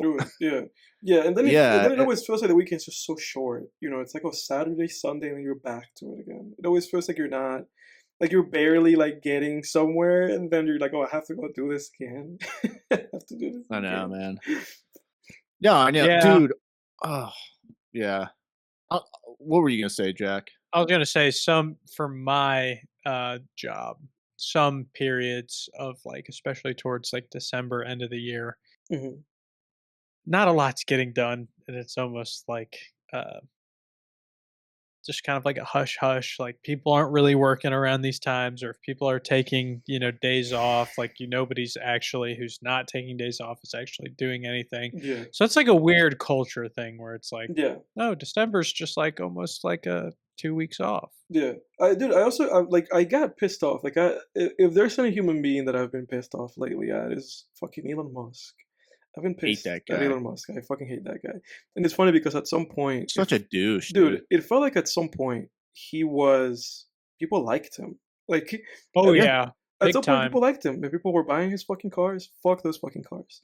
And and now, funnily enough, like I saw a report that Tesla's like this quarter they're like tanking. They're like down like Yeah. billions. I'm invested, dude. Every time I look at it, it's lower than it was Yeah, yesterday. and apparently he's already Fucking lost like this year. Apparently he's already lost like $75 billion or something like that. So Oh it's my like, god. dude, fuck that guy. And the number one thing with him that he's been up to that I've just been kind of angry about is what he's doing to government officials. You know, where there's like torturing people that work for the government. I don't know if you guys are aware of this. yeah. Where they He also sent out like an email saying like yes, respond to this with what you did last week. It's like, yeah. what the fuck did you do last week, Elon? Besides lord over everybody and look like Exactly. a And not only dork on that, but they look like a also dork on television. Like, dude, they also made it so that people have to go. Anybody who was working for the government and working from home has to now go and work at I don't know, at whatever government office they have, you know. And I read that and I was like, dude, go. I mean, I don't want to curse, but man, that is ridiculous, you know. That is ridiculous. You know, I'm not going to talk about it too much, but I have experience doing a lot of this kind of work. And you know, I was in a position before where I was basically off. I was like at home 2 weeks and then in the office 2 weeks kind of thing. Dude, whenever I was at home, my productivity would fucking increase. oh yeah. Like, because when you're in an office, it's like you're like in hell. You're just Oh there, dude. Oh, and you're just like it's trying like to figure out purgatory. ways to basically kill time, you know. And it's just like, dude, it makes nobody more productive to fucking have to get up in the morning, tired, drive to work, have to go to traffic, burn money like gas money, having to like buy or like package lunches that are terrible, you know, just so that you can fucking go into some shitty office with fucking white light, like blue ass fucking light, just to get like a headache and be there having to make small talk with people while Yeah. you do your job and then you pretend to be doing shit until the time runs out. Like, dude, I Yeah, mean, it sucks. I don't. Well, people that like the reason people like I have a theory on this. I think the reason so many bosses want people to come back to the office is like not it has nothing to do with It's like a productivity, power and it thing, dude. actually has nothing to do with the yeah. So it has nothing to do with the productivity, and it has nothing to do with the fucking real estate shit that people cite either. It's all about the like, you know, they don't when people work from home, they don't get to strut around in their suits looking like big deals, Right. dude. And they need that. People like Elon or people, Yes. even like upper management, like at any company, most of those guys, that's like all they have is like to be able to walk around and just strut around and like talk down to people Yeah. and like look like a big deal. That's all they have. It's like they're like the hall monitors, dude. They are the hall monitor. It's the same psychology from when we were in school in the hall monitors. You have a hall pass? They like that. They like lording over people. And it's the same with Elon Musk. He Dude, fuck that liked guy, man. it probably gave him I mean, there's this whole thing in like that show The Boys where this character, one of the superheroes gets like a murder boner. Mhm. Basically, when he kills people, he like gets a boner. And like, dude, Elon gets like a fucking probably lording over people, gets like a hard on from that shit. Like Yeah. last week, it probably got him it probably got him so turned on that he was able to email people and make them justify their jobs and humiliate themselves and kiss his boot, dude. But the That's all it is. It has nothing to do with government with efficiency or anything. Do you think Elon cares about that? He doesn't give a fuck about that. no. Like, not at all. I mean, get the fuck out of here. And neither does Donald Trump, dude. But That's all it. but I mean, that's a whole other conversation. I'm not even going to get well, into. and But the funny thing to me too about that whole subject is that it's just like nobody elected that guy. Like, no, it's like get the Yeah. fuck out of here, like what man. is He this? doesn't even have a position within government. And No. and the government and the people, the higher ups are like, they're telling the people don't respond to that email. Yeah. Like ignore him. Yeah. And good, fuck him. Because it's ridiculous. It's like, dude, whatever. This is like, is this Russia? It's like oligarchs are just gonna like create like bullshit for people. It's fucking ridiculous, dude. Yeah, it's insane, man.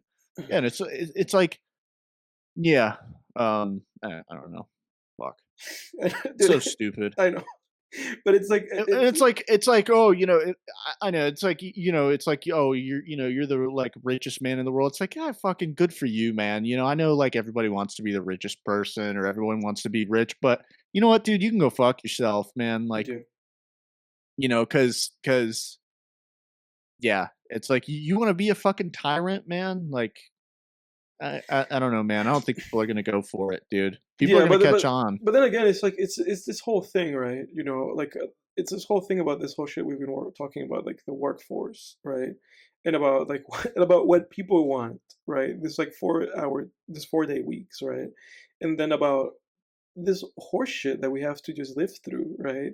Where then it's just like there's, like you said, then for these guys it's just like this like power thing. And I've been thinking about this. Like I've been thinking about this so much. The correlation. I even wrote that down. I was like, what's the correlation between a dude being like whatever, like some millionaire guy, right? And empathy, and it feels like it's like tiny in the sense of like these dudes just feel like they have like no empathy for people. Like the higher that you go in this ladder, it's like you just lose any connectivity or any tissue that you just that made you feel in any way about anybody, right? Like it felt like these guys were just kind of like masquerading like cool dudes. Like it's hard to believe that at some point people are like this fucking guy, because it's just yeah. I used to think Elon Musk was a hero, like not a hero, but like an inspiration. It's like, oh, he's trying to get us to Mars. He's building rockets, like no doubt. Now he's more preoccupied with bullying people.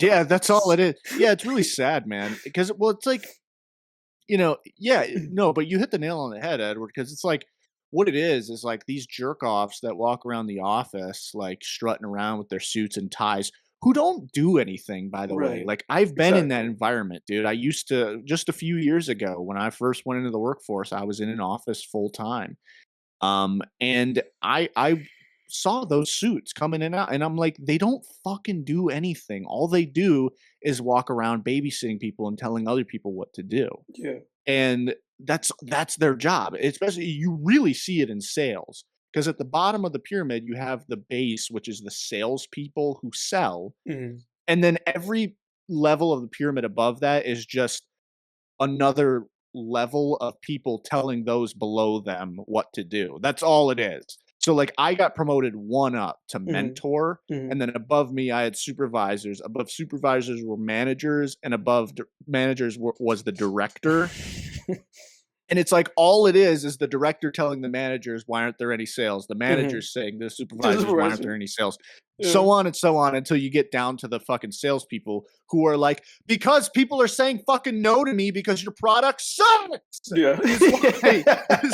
Because your product is ass. Because it's shit. I was in telecom. People hate their fucking internet companies, and it's because it's a shit.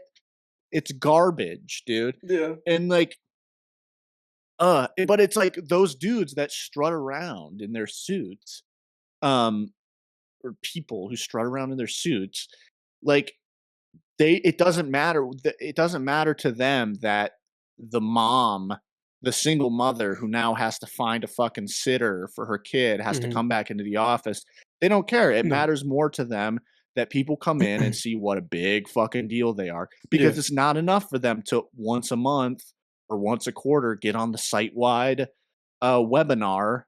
That's not enough for them. They need more. They need more satiation. And to me that's ridiculous, because it is, like you said, like it is really ultimately just fucking control. Just having that feeling of like, oh, I have this like power. I have this control over like people's lives, like so much so that I force them, to fucking have sad. And again, dude, when I saw that, and I was like, what does that have to do with efficiency, man? Why are you guys trying to fucking force people to fucking be in some shitty ass building? And the thought that I've always had is just like, that is like the opposite of efficiency. Now you have to pay like electricity and like you have to pay for a fucking building to exist, and maintenance. Like, what in the world, man? How is that cost cutting? How is that efficient in any way whatsoever to have to like bully people into like doing things the way that you say that they have to when your ass is never working to begin with? Like you said, it's just you're just lording over people, making them do shit just because that's how you get your jimmies off, or you're just like sitting somewhere. And I wish that somehow, we could cancel fucking Joe Rogan. I wish we could cancel that guy. Like, I wish we could cancel that guy. Because I stopped listening. Why? I stopped listening to that fucking podcast because it's like all that dude became at some point was just like a fucking propaganda machine for these Yeah. dudes, and it's like it's sickening, dude. Like sickening just like listening to this shit over and over and over again, over and over and over again, over and over and over again. Just like trying to kind of just that dude like bending over backwards, trying to like validate these actions as if they make any sense whatsoever. And I also got sick of him bringing up that Elon like plays video games when funnily enough they found out he doesn't, and he was like paying other people to like do that stuff on his behalf. Really? Yes. He's a fucking robot. Well, it's like when Donald Trump tries to say that, like, oh, like he'll be beefing with like an actor, and he'll be like, "The movie you were in sucked." It's like Donald Trump's never watched. Donald Trump doesn't watch movies, guys. Don't fall for this. He's trying to relate to you. He doesn't watch movies. I bet, dude, that Donald Trump has never once sat through one movie in his entire life, dude. I actually would bet that, because how could he? Oh, he can't stop moving. He has hypomania, dude. Yeah. All he can do is like lord over people and run around saying, "Look at me, look at me, look at me." Yeah. How could that guy sit through a movie? Dude, which was the same thing with Musk, because again, there's so many clips of just Rogan being like over the moon about the fact that he can run Tesla and Twitter and be like the #1 guy on Diablo or some shit like that. And then it's like because somehow, and then Elon Musk would like repost and share this stuff because that dude somehow getting him manipulating Rogan's meathead to basically be like a propaganda machine to him for him and making him sound like a cool guy to the world. Manipulating him because he was fake. He wasn't even fucking playing Diablo. Like Yeah. that was like he created like an image around himself that he was a guy that could do all of these things at once. But it's like, no, you weren't, dude. And everything that you're doing it disastrously. So dude, for shame on all these guys. Like, for shame, dude. I can't sit through any of these fucking things. I can't listen to any of these people. Any of these, like, what did you call them? What did people used to call them? Like, the intellectual dark web or whatever the hell it was? Yeah, fuck all those Fuck all those people, dude. Like, I have completely disconnected from that shit. Like, sometimes... Yeah, they're all idiots, dude. Sometimes I get curiosity just because I'm like... Is there anybody interesting? Like I saw that Magnus Carlsen was there, and I actually want to listen to Magnus. So sometimes there's like people that I'm just like, I guess I want to watch this just because this person that I'm interested in is there. Otherwise, dude, I never want to watch these fucking people's shows. Never. I've cut that shit out of my fucking life. Oh yeah, I don't listen to Joe Rogan anymore. I never even made a conscious decision. I just kind of like petered off of it. I never really like regularly listened to his podcast anyway. I would always like look at some of the clips of like people I found interesting, but yeah. I don't know. Jack, did you want to weigh in? You seem like you've been trying to say something. It's just funny that he's the #1 guy in the world still, but go ahead, Jack. Yeah, I mean, I was just gonna say on the supervisor level, like, yeah, it is a machine, it's a pyramid, but at the same time, I feel like we're talking between 3 people who are able to self-regulate and do their job and like do it well without having people, to look over their shoulder. But there's a lot of people that need that, or else, working from home, they probably won't do anything. And I've, seen some people that are able to just kind of like exist within a corporate, structure, kind of just existing and doing not a great job and just kind of like getting by because, they can kind of. The forgotten was the thing, Jack? The forgotten. Yeah, get away with just like, oh, I'm in the office for like 2 days and I'm there for half the day. And, like, I'm just kind of like around and yeah, I'll answer your message, but I'm not doing a whole lot. So I think some people do need to be babysat, Yeah, for unfortunately. sure, for But sure. Oh, definitely. that doesn't Yeah. exactly help the people that, or I don't think you can really base your corporate strategy based on just that though. Right. And like you guys said, I don't think that a lot of the costs associated with real estate and owning buildings um probably makes sense, but at the same time, I know through the company that I'm at that they have a lot of deals with like the actual cities, and are part of their things are like requiring people to come in because they have deals with the city as far as like the revenue that they drive within the city pertaining to like parking or like people Dude, going out fuck to all that, lunch bro. and that kind of thing. Fuck all It's that. so whack, but Yeah. that's just I Yeah. guess the way the Fuck system is all of gamed that, and dude. how it has been. Yeah. Yeah, because then it's just like a fucking money machine. Then it's like, Yes. well, how does this benefit me? And Exactly. honestly, here's where we gotta. This is where I gotta steer the conversation though, because like, what I want to implore people to do is like, look at yourself as an individual, and like, you know, like the people like this, like Musk or like these, your shitty boss or your shitty supervisor, whatever. Like, they're not gonna change. What you need to No. do, and I get that this is like kind of a privilege that some people have. Some people can't afford to do this time wise or just money wise or But I mean, what I did was I just found like other companies to work at, Mhm. like, and I work at a company now that I don't have any of these problems. Like, we're never going into we don't have an office to go back to. Right. People at the company that I work at right now, everyone's in a different state. It's impossible Mhm. that we would come back to an office. My bosses at this company are super nice. They don't like to lord over people. Mhm. They don't care. What time you get on or how long you're on. They care that you get the fucking job Exactly. done. Exactly. It's just Um, productivity. It's like, are you doing your job or not? right. You got to find a place that like works for you. Like I was at a company a couple years ago and I was only there for 9 months because I was like, fuck this, man. These people, these fucking and I was working from home and I still was like, fuck this, dude. Cause the two supervisors, like I couldn't stand the sounds of their voices. Mhm. This was during season 1 of Film Tangents. If you ever heard any like anger in my voice, it was probably from that fucking job that I was working at the time. Like, dude, I like think you and it I had just shitty ass jobs at the time. And I had a shitty ass job a year ago. So it's like, we yeah, a there lot was a of lot of edge in that yeah. first season of Film Tangents. Yeah. Yeah. Yeah. Yeah, and but you gotta like, um, you know, you you gotta figure out like you gotta have and I stayed and kept milking the paycheck until I could find something better. I'm not saying like up and quit your job, No. especially if it doesn't make sense financially, but yeah, That you that just gotta yeah, dude, take small steps each day to like find something better. yeah, exactly. Because I know that Because basically you're saying for people to try, because a lot of the time people just can't not to be a victim of those circumstances. And yeah, with you and Jack, I want to go back to you.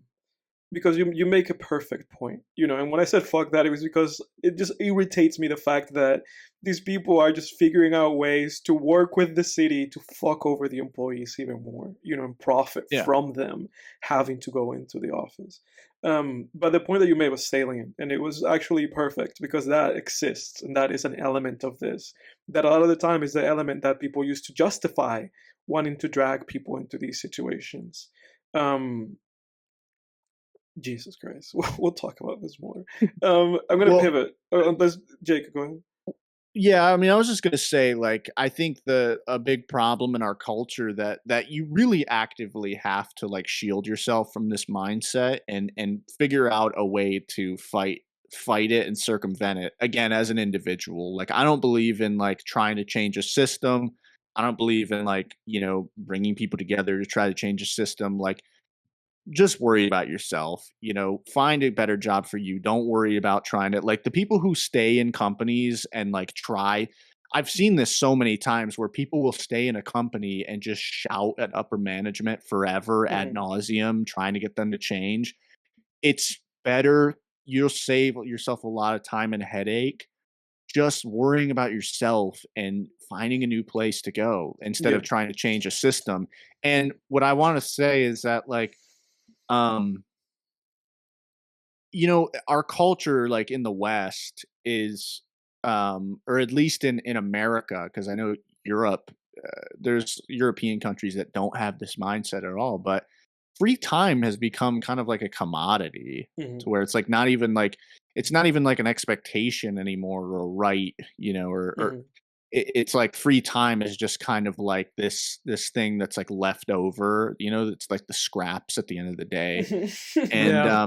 you know, because like there's all this talk of like, you know, oh well, you know, when I'm elected, I'll make it so that that single mom who works two jobs can afford a house. And it's like, how about there's no talk ever of like, oh, like let's make it so that single mom, Just spend time with her you know, doesn't kids. have to, doesn't have to work the two jobs. You know, it's like there's no talk of that 4-day work week, right? Even though the numbers show that like people are not going to be productive after hour 30, because Jesus Christ, why would they be? Like, holy fuck, that's a lot of work, dude.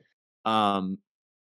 You know, like 40 hours, you know, but like, you know, it's crazy. It really is crazy, like how much corporations and bosses and all of that will take. They're really, you have to stay vigilant about this stuff, because there's no limit on what they will try to take. Yeah. I mean, Yeah. because nowadays, if you notice, I noticed this now, the 40-hour work week is starting to become a pipe dream for some people. Yes. Where they're like, oh, if Yeah. I could only work 40 Well, hours. dude, It used to be that like 40 hours was too much. Now people are like begging to only work 40 hours. And There's no limit to how much of your time they're going to try to take. and this is something that I wanted to touch on, because as somebody who was in that position before, like literally right out of college, where I was working like, dude, you remember that I was working 12 hours, Yeah. you know, and like a day, you know, and it's fascinating because that at that point in time, and this was 4 years ago, this was about 4 years ago,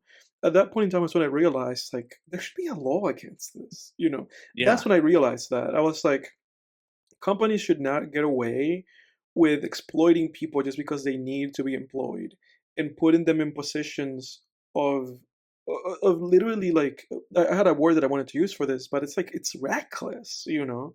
Like that kind of stuff is reckless. Like people are not supposed to be fucking working literally 12 hours out of the day from sun up to sundown. It's like that's ridiculous. But it's like you said, Jake, Well, it's just yeah. like you said, it's just like one of those things that like you said, it's like it's rampant. Like that's, if anybody works at Amazon, that's what working at Amazon is, like on those warehouses, you know, and that's just the norm. You know, for them is they don't think about the fact that they could split it into 3 shifts and just have an 8-hour shift, another 8-hour shift, and another hour shift. Because then they have to pay more people. You have to hire more people, pay those people, and pay those people like insurance and wages. It's easier to just be like, no, you work 12 hours, and then the other guy is gonna work 12 hours, and fuck you guys. You know, and the Yeah. fact that that's like a thing, like you said, Jake, that it's normalized, that it's rampant, that it continues and it escalates, it's insane. And then we're going backwards, right? Where now these fucking people, again, Musk, who's not even anybody that anybody fucking put anywhere to begin with, is trying to create this like rules and regulations about employees that don't work for him. You know, so it's insane. You know, I guess we'll Well, see how it's this shit scary. escalates. It's scary because I mean, in it, we're starting to see the private sector begin to regulate the government, which is the Exactly. complete opposite of Yeah. how it is. Yeah. But if you look at movies like the 80s cyberpunk movies, those were a response to like the Reagan era. And you know, in that movie RoboCop, which our society, we're basically there. You know, in RoboCop, which we did a commentary for in season 1. I love RoboCop, one of my favorite sci-fi movies. In that movie, policing is now like in the private It's sector, the private you know, sector. and that's the scary thing is it used to be, I sound like Tucker Carlson now. It used to be that fucking I had a cock. No, so it used to be that the government regulated the private sector. Now Elon the stand-in for the It's private regulating sector the government. is regulating the It's so government, and fucked that's up. fucking It's terrifying, terrifying. dude. Yeah, I mean, that's terrifying. when things are gonna start looking like Cyberpunk 2077, where that video game where it's like, we're gonna start having like privatized, we're gonna have like, I think in that Cyberpunk game, there's a thing where it's like, people have their own, like a rich family will have their own private, like medical response team, that just takes care of that, just shit like that, and it's fucking terrifying, dude. Well, people gotta wake up, man, and I think that's the powerful thing about movies like the one we watched today, because it's like, yeah, a movie like Do the Right Thing is not, for I guess for lack of a better term, it's not really entertainment like that, in the sense that it's a movie that is just not. There's no escapism. There's no escapism, and I feel like we're living in a world more so and more so every day, and I know that this is like a whole other topic, and I don't want to get into that for the time's sake. We'll get into this eventually. yeah, But it's just escapism. Superhero movies, superhero TV shows, drugs, TikTok, you name it. And it's just like, and none of these things challenge people. It just kind of pacifies people, right? And then it's just like, don't think about these things. Don't think about the injustices that are happening, and don't think about how, these people who are not elected officials are impinging on your rights, and what that may look like if it's successful and it keeps going, it's rough, how that's happening in like a civil way, and then again trickling back to the AI conversation, how that's happening in the arts, how all these things are just kind of like just sneaking into these things that they're not supposed to be in. Yeah, I don't know. I don't know. yeah, that's creepy, man. I don't know where all this shit goes. It's rough. Um, you can only hope, I guess. And like I said, I think people need to be aware of this kind of shit. But I'm gonna leave Yeah. that there, and for the audience, we'll touch on that again eventually. Trust me. Yeah, I would like to go back to like at some point in the future, like work stories, but more like lighthearted stuff. I mean, Yeah. in a way, because like there is like I do want to touch on in the future like personal experiences of like entering the workforce for the first time and what that's like, and kind of like I don't know, maybe that'll hopefully help certain people who might be in a similar position or facing like staring down the barrel of like 50 more years in a dead end job. Like, you know what I mean? It's like, Yeah. it's fucking, because it's still a heavy topic, but it could, there are definitely some like lighter subjects that you could, segue into, but Yeah. that'll be for another time. Yeah, and we'll get into that. It's funny. Obviously, this has not been a escapist episode of Film Tangent. Sometimes we have fun in the show. Yeah, we do. It's been more Last serious. two have been serious tangents. Yeah. The past two have been serious tangents. I think, the Madame Web, Jake and I had fun, and the Challengers episode we had fun. We'll get back to fun, everybody. Don't worry. I guess I have a ton of workforce stories, call center stories written down here. Yeah. Like I can't wait to get into. I got to get into those. Yeah, the show it's has been just way been too long. I mean, I've only told like maybe one or two of them on the show, but Yeah. there's like so many of them. Yeah, we'll get back to funny stuff, everybody. I think the Oscars are this weekend, so maybe we'll talk about those soon too, and how that goes. Yeah. But I'm gonna pivot us to our last segment of this episode, which is recaps. I'll go first just because I don't have that much to say.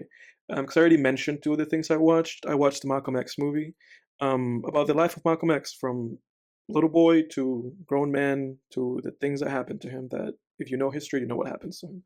And then I watched the documentary called 13th by Eva DuVernay, which again is about the prison system, the 13th Amendment, that basically says that if you are thrown in prison for a crime, you're basically a slave, because that's the 13th Amendment is this amendment that's abolishes slavery, except if you're a convicted criminal. And then the documentary just talks about how basically that there was basically mass incarceration of Black people in the United States to basically make them go back to being slaves. And it also has a lot of footage and a lot of audio from government officials, like, under Nixon, under Reagan, of those government officials saying, their words captured of them saying, we passed this or that law because we wanted to get black people in jail so we could make them, be slaves. So incredible. That amendment is still part of the amendments to this day. It hasn't been fucking, this hasn't been ratified. It's still there. So I watched that documentary. Very great documentary and very topical. Very like it's still a relevant thing to this day. And then again, Malcolm X, great film. Incredible what Spike Lee does with like both a formalistic language in that film, but also a lot of expressionism and a lot of different uses of what we could say maybe like documentary style filmmaking. Incredible movie. But again, I don't recommend that movie. Like, I don't recommend that movie. If you want to watch the Malcolm X movie, go and watch it on your own, out of your own interest. But I think most people could watch that movie and not like it, especially if they're not somebody who can directly empathize with who that man was and what he represented for that community. And that's it, boys. You guys take it on. All right, I'll go and quickly. I've been playing a lot of VR recently. One of the games that I've really gotten into, being that I got into golf last year pretty heavily, and I'm hopefully about to resume golfing since the weather's starting to warm up. So I'm going on Sunday. You guys have to take me out whenever I go see you guys. You guys have to take me out golfing. 100%, 100%. We'll do it. Me and Jake had a fun driving experience, driving range experience. How good are you? Like, what would you rate yourself, like from 1 to 10? Oh, I'm terrible, dude. I'm terrible. I'm shooting like in the hundreds. Like, I'm not good yet, but we'll get there. I've been playing for less than a year, so golf has such a high skill. Even to get to the point where you're shooting, in the 80s, it's a huge gap. But there's a game called Golf Plus on VR on the Oculuses that's pretty awesome. You can get in there, with anybody that you're friends with and play around a golf, and not only play on, some of their kind of like artificial courses, but play some of the PGA courses, play some of the Pinehursts, play, Kiowa, play a bunch of different types of courses, and while chatting with friends, playing scrambles, playing regular. They have a driving range. They have a mode that's really cool that I got addicted to, where it's like I'll load in and it's like a ranked version of it, and you'll play 3 holes against somebody random. And if you win, you get points to move up. If you lose, you get points to move down. And the simplicity is nice. But I mean, that game is awesome. It's fun that they have a ranked for it. Yeah, I love having something to grind for, and I haven't grinded it too hard. But I'm gonna be interested to see if there's any transferable at all, because I've tried to really like actually, like hit it like an actual golf stroke. I don't think there will be whatsoever, but I'll be interested. So we'll see this weekend. Other than that, music-wise, I was listening to some Joey Badass today, and he had a newer single that came out called "Pardon Me." I don't know if either of you have heard it, No. And it had a couple other singles that he had released previously. Also, like The Ruler's Back as well. That was pretty good. I liked those two, kind of on that single list. I don't know, something about kind of the New York style, rapping is just, I don't know. It feels like comfort, and I love that. So I was listening to that. I'm excited for the new Rocky album. He got off those charges, and apparently it's going to drop. Just talking about New York rappers, so I'm excited for that. Yeah. Oh, love Rocky. So I'll be curious to see that too. Yeah. And then Solo Leveling, man. Like, week to week, coming out every Saturday. There's nothing better than an anime that comes out, mid-morning Saturday. And the premise of this show is kind of like a fusion between, the fantasy realm and the real one. And basically the concept is that there, was gates that started to open into the, like real world. And there's like these portals basically that take you into a dungeon.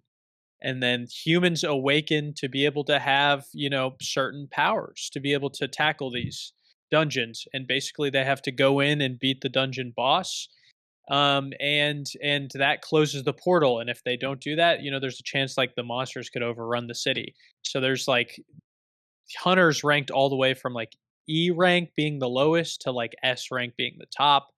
The main character is at the bottom, and he kind of runs into a secret dungeon and basically gains the ability to be the only hunter that can, like progress, like level up and like continuously get better. And because usually it's like a set in stone, like you're this rank, these are your skills, that's all you got but to he's work the main with. character. He's the main character, Yeah. and it's very like main character, broken main character type Yeah. vibes. Yeah. I mean, it's You've seen Sword Art Online? Yeah, so yeah, long time. it reminds me of that Kirito. Kirito is so Yeah, overpowered. yeah, but then he kind of yeah. I mean, it's awesome. It's the second season. The first season was great. The animation's awesome, I want to check it out. and yeah, you should check it out. It's fun. It's a very fun watch, and I've really enjoyed it so far. But the second season, I think, is even better than the first one. So, something I've been looking forward to week. But that's all for me for recap. All right, Jake, take us home. Yeah. Yeah, so movie-wise, I watched We Live in Time with Andrew Garfield and Florence Pugh. And it was all right. I thought it was pretty average. What's it about? It's basically I'll just read it. An up-and-coming chef and a recent divorcee find their lives forever changed when a chance encounter brings them together in a decade-spanning, deeply moving romance. Yeah, I don't know. I thought You weren't like deeply moved. nah, not really. It was pretty sad at a lot of there were a lot of points where it was pretty sad, but um yeah, I don't know. I don't have much to say about it. Like I thought it was okay, I Yeah. guess. Um yeah, not a ton to say. And then I saw, let me see. I watched my girlfriend and I watched He's Just Not That Into You. Is that the movie That's with a Matthew rom-com. McConaughey? No, it's got Justin Long in it. Mm. It's like a huge cast. Jennifer Goodwin, Justin Long, Jennifer Aniston, Ben Affleck, Jennifer Connelly, a lot of Jennifers in this. Bradley Cooper, Scarlett Johansson, Drew Barrymore. That's Um, stacked, dude. yeah, huge cast. But yeah, so it's similar to Love Actually, where it's like almost like an anthology thing, where it's like there's just there's this huge web of characters, each one having a connection to like one or two of the other ones, and then like each of them kind of being in their own separate love story. I thought it was kind of a mixed bag, like so it's like a movie where it's like made up of, instead of there being a main plot, it's just a ton of different subplots that occasionally intersect. And like, yeah, I thought it was kind of a mixed bag. Like I thought it was pretty good. I gave it a 6 out of 10. Because like I thought some of the subplots felt really solid and honest, like an honest sort of portrayal of like different stages of relationships or love.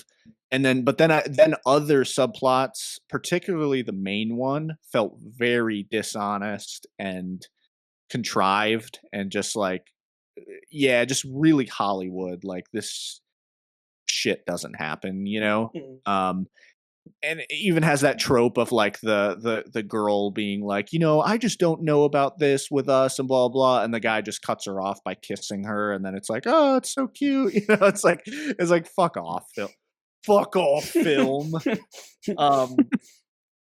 Like I love how that movie 10 Things I Hate About You, like Heath Ledger tries to do that and then she Yeah. just like pushes him away. Yeah. It's like, because they knew even at that point it was like a trope, and Yeah. he's like, he just tries to shut her up by like grabbing her by the face and kissing her, and then she just like shoves him off. Yeah, he's like, that doesn't happen like, in real life, man. It's like, yeah, dude. I think, yeah, definitely. If a girl, I'll tell you what, if your girl is yelling at you, I think the last thing you want to do is like snatch her face and just start kissing her. Yeah, that's how That's probably not a good idea. That's how they'll punch you in the face.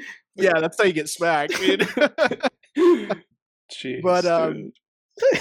yeah, so it was a mixed bag, but I thought enough of the subplots were honest enough, felt honest enough, and had enough like tension and suspense, and kind of like uh were engaging enough to where uh yeah, I was sufficiently invested. And even the main one, as stupid, the one basically the one between, if you've seen the movie, but the main subplot between Jennifer Goodwin and Justin Long, even though that one I found really stupid and cheesy and unrealistic, it still was kind of fun, where their performances, like, I love Justin Long, he's awesome. Mhm.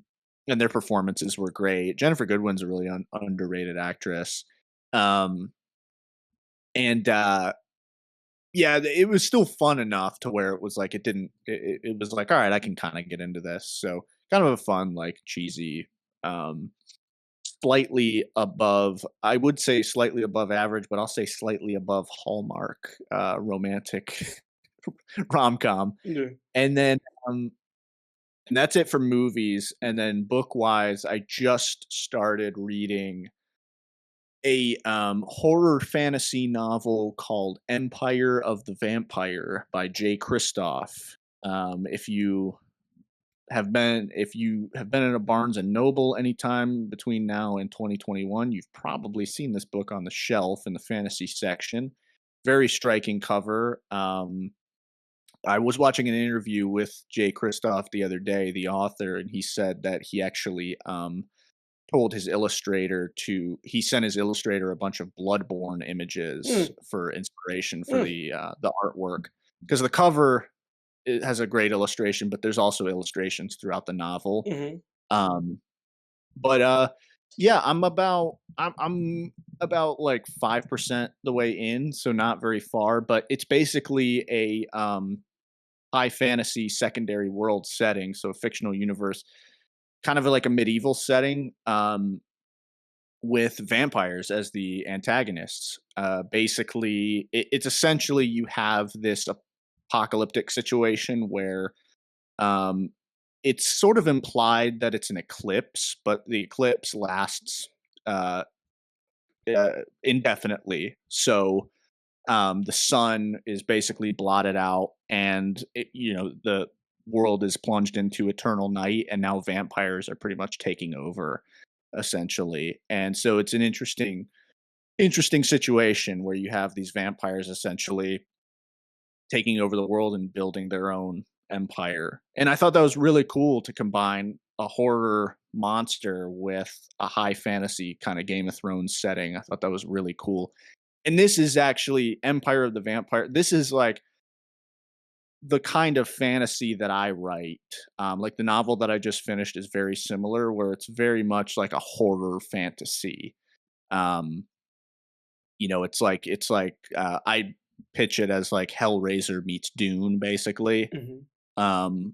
Is the novel that I just wrote. So I was very excited to pick this one up, because it's very much like, if I do, as an author, get kind of like thrown into the fantasy realm, it always kind of depends on which one of your books gets published at first, I guess. That really probably decides like where you're going to end up for a little while anyway. But if I do have to build my identity as kind of a fantasy author, this is the kind of fantasy I want to write. Just very dark, horror laced fantasy. I was looking But I'm like, at the cover, and it was pretty sick. Like, I was looking at the images in Google Images just to see it. Yeah. Pretty Yeah, sick images. I was looking at it on Kindle Unlimited because it's on there, so I might be adding that to my queue. yeah. Oh, yeah. The cover is super striking. And I'll tell you what, yeah, if you're like perusing the, fantasy section at Barnes and Noble, it stands out. I'll say that. It really stands out. Well, good The job on author, the artist. yeah, no, seriously. And the third book, I think, is coming. I think the third one's coming out this year, so I got to hurry up on these. But yeah, the author has an interesting story too. Jay Kristoff. He's from Australia, and he didn't even start writing until he was 39 years old, Hmm. or something like that. Yeah, 39, I think. And now Like he's he 38. 130. Right. Yeah. Or no, I think he was 35. I think he was 39 when he got published. I don't remember, but he was like late 30s when he started writing. And no, he was like, yeah, 37, I believe. And he when he started writing, he was just working at ad agencies, and then like he just said like he worked in advertising for like 11 years or something, and then he said one day he just started, he was kind of like frustrated at work, and he just started like writing a scene, and then that gradually became a book. And he said he didn't even tell anybody, like not even his wife. But he said like, the first book just got like completely rejected by every literary agent, but then his second one did get published. So it's kind of cool to just see like a guy like so late in life change his path. Hmm. Very encouraging, I think. Hmm. Like, you can kind of start like just changing your path at any age. Um, and then funny enough, on a completely different note, I have actually been to on the more lighthearted side to try to like an hour before bed. I don't really want to be reading like grim dark stuff because I don't want to like that shit, like, you're gonna have, like, nightmares and shit, and I wanna have a restful ass sleep, alright? So, dude, I've been reading, um also been reading the Diary of a Wimpy Kid books, which, dude, those Goated. books fucking slap, Yeah. dude. I read one of them in What middle it school. I remember that. Me too. Yeah. Yeah, they're so good. Yeah, I think I like, when I was a kid, I read the first 4, I think, and then I kinda grew out of them, but now there's, like, 17 of them or something, and I just finished, 6 the other day. And what actually inspired me, one, I wanted something more light and comedic to read before bed. Um, and then two, uh, I actually have recently had an idea, and maybe I'll pitch like the full idea on another episode. But I thought, wouldn't it be interesting? Because again, a lot of the people who grew up with the Diary of a Wimpy Kid books, like myself, go back to them as adults, and they hold up. They're really good. They're brilliant. I mean, it's like Curb Your Enthusiasm for kids, basically. And I was like, wouldn't it be interesting if you did this format for adults? Mhm. Like this mix of prose, like paragraphs, and then little cartoons, Mhm. like spliced in between on each page. And I think I'm gonna make that one of my little side projects. Nice. That sounds great, Um, dude. yeah, the story, I'll pitch it another time, but the story that I've kind of been cooking up is that I've actually been outlining is basically kind of like a Clerks type thing, but for our generation, quarter life crisis, exploring the quarter life crisis, as that some people are experiencing now and have or did experience before in the 2020s, kind of post pandemic or whatever. But yeah, that'll be a little side project that I'll work on while I'm pitching this current novel to literary agents, Mhm. which I'm in revisions right now. So gonna start doing that in the summer probably. Pitching literary agents, and then also starting a new novel around that same time. And then I think this sort of like adult humor book project will just kind of be a little side project that I'll work on to blow off steam, unwind. Mhm. But yeah, I think there's a market for it, dude, because especially when I discovered the fact that there's Diary of a Wimpy Kid fan fiction Yeah, online. you sent me something. Yeah, Yeah. which for an adult audience, like it's like when most of it centers around like Greg when he's older, Mhm. and it's laced with profanity and adult themes and stuff. And I'm like, there's a market for this. Yeah. Why not do something like this but original? Mhm. So yeah, we'll see. So we'll see. Right now, I'm building. We'll see. I mean, I'm kind of building my identity, I guess, as a writer. And I'm just like, which camp am I going to end up in? Am I going to end up in the dark fantasy camp, horror writer, or with this shit, is it like? Well, I support it, dude. It am I sounds going to great. be like the cartoonist guy? Yeah. You know, the cartoon like comedy guy. Yeah, Who knows? We'll great. see. This is a great idea. Or maybe I'll just fail and never make it. Who knows? No, that's not going to be the case, dude. It's a matter of time. Yeah, no. I don't want to hear any of that talk. No, dude, I'm just trying to be humble, you know. But nope, that's it for me, man. So I guess that's it. That's an episode. Everybody, thank you for joining us. I hope you guys enjoyed it. Like I said at the beginning of the show, leave a like, subscribe, and tell us that Jack is the best member of the show. Yeah. Jake, it's your episode next week. Where are you taking us? Well, next week, folks, happy March, everybody, because next week is going to be our St. Patrick's Day special. And for that, I'm going to have our film of the week be The Departed. Wow. Ooh. And Irish mob movie. I thought that would be a solid choice for the St. Patrick's Day special. And this is going to be a surprise for you guys as well, Jack and Edward. But I actually was talking to Ryan recently, who was our first guest, and I'm going to bring him back on next week. He's been wanting to come back on. So yes, Ryan from he was on an episode in season 1. He's going to be with us for the St. Patrick's Day special. He inspired our infamous, have, what is it, Vampire's Kiss episode. Yeah, dude, he did. I would never forgive him for recommending that movie. Yeah. No, but yeah, Ryan's going to be coming back on. So we're going to have a four-person podcast. Hey. Wow. Let's do That's it. going to be awesome. Next time on Film Time, everybody. Thank you. We're out.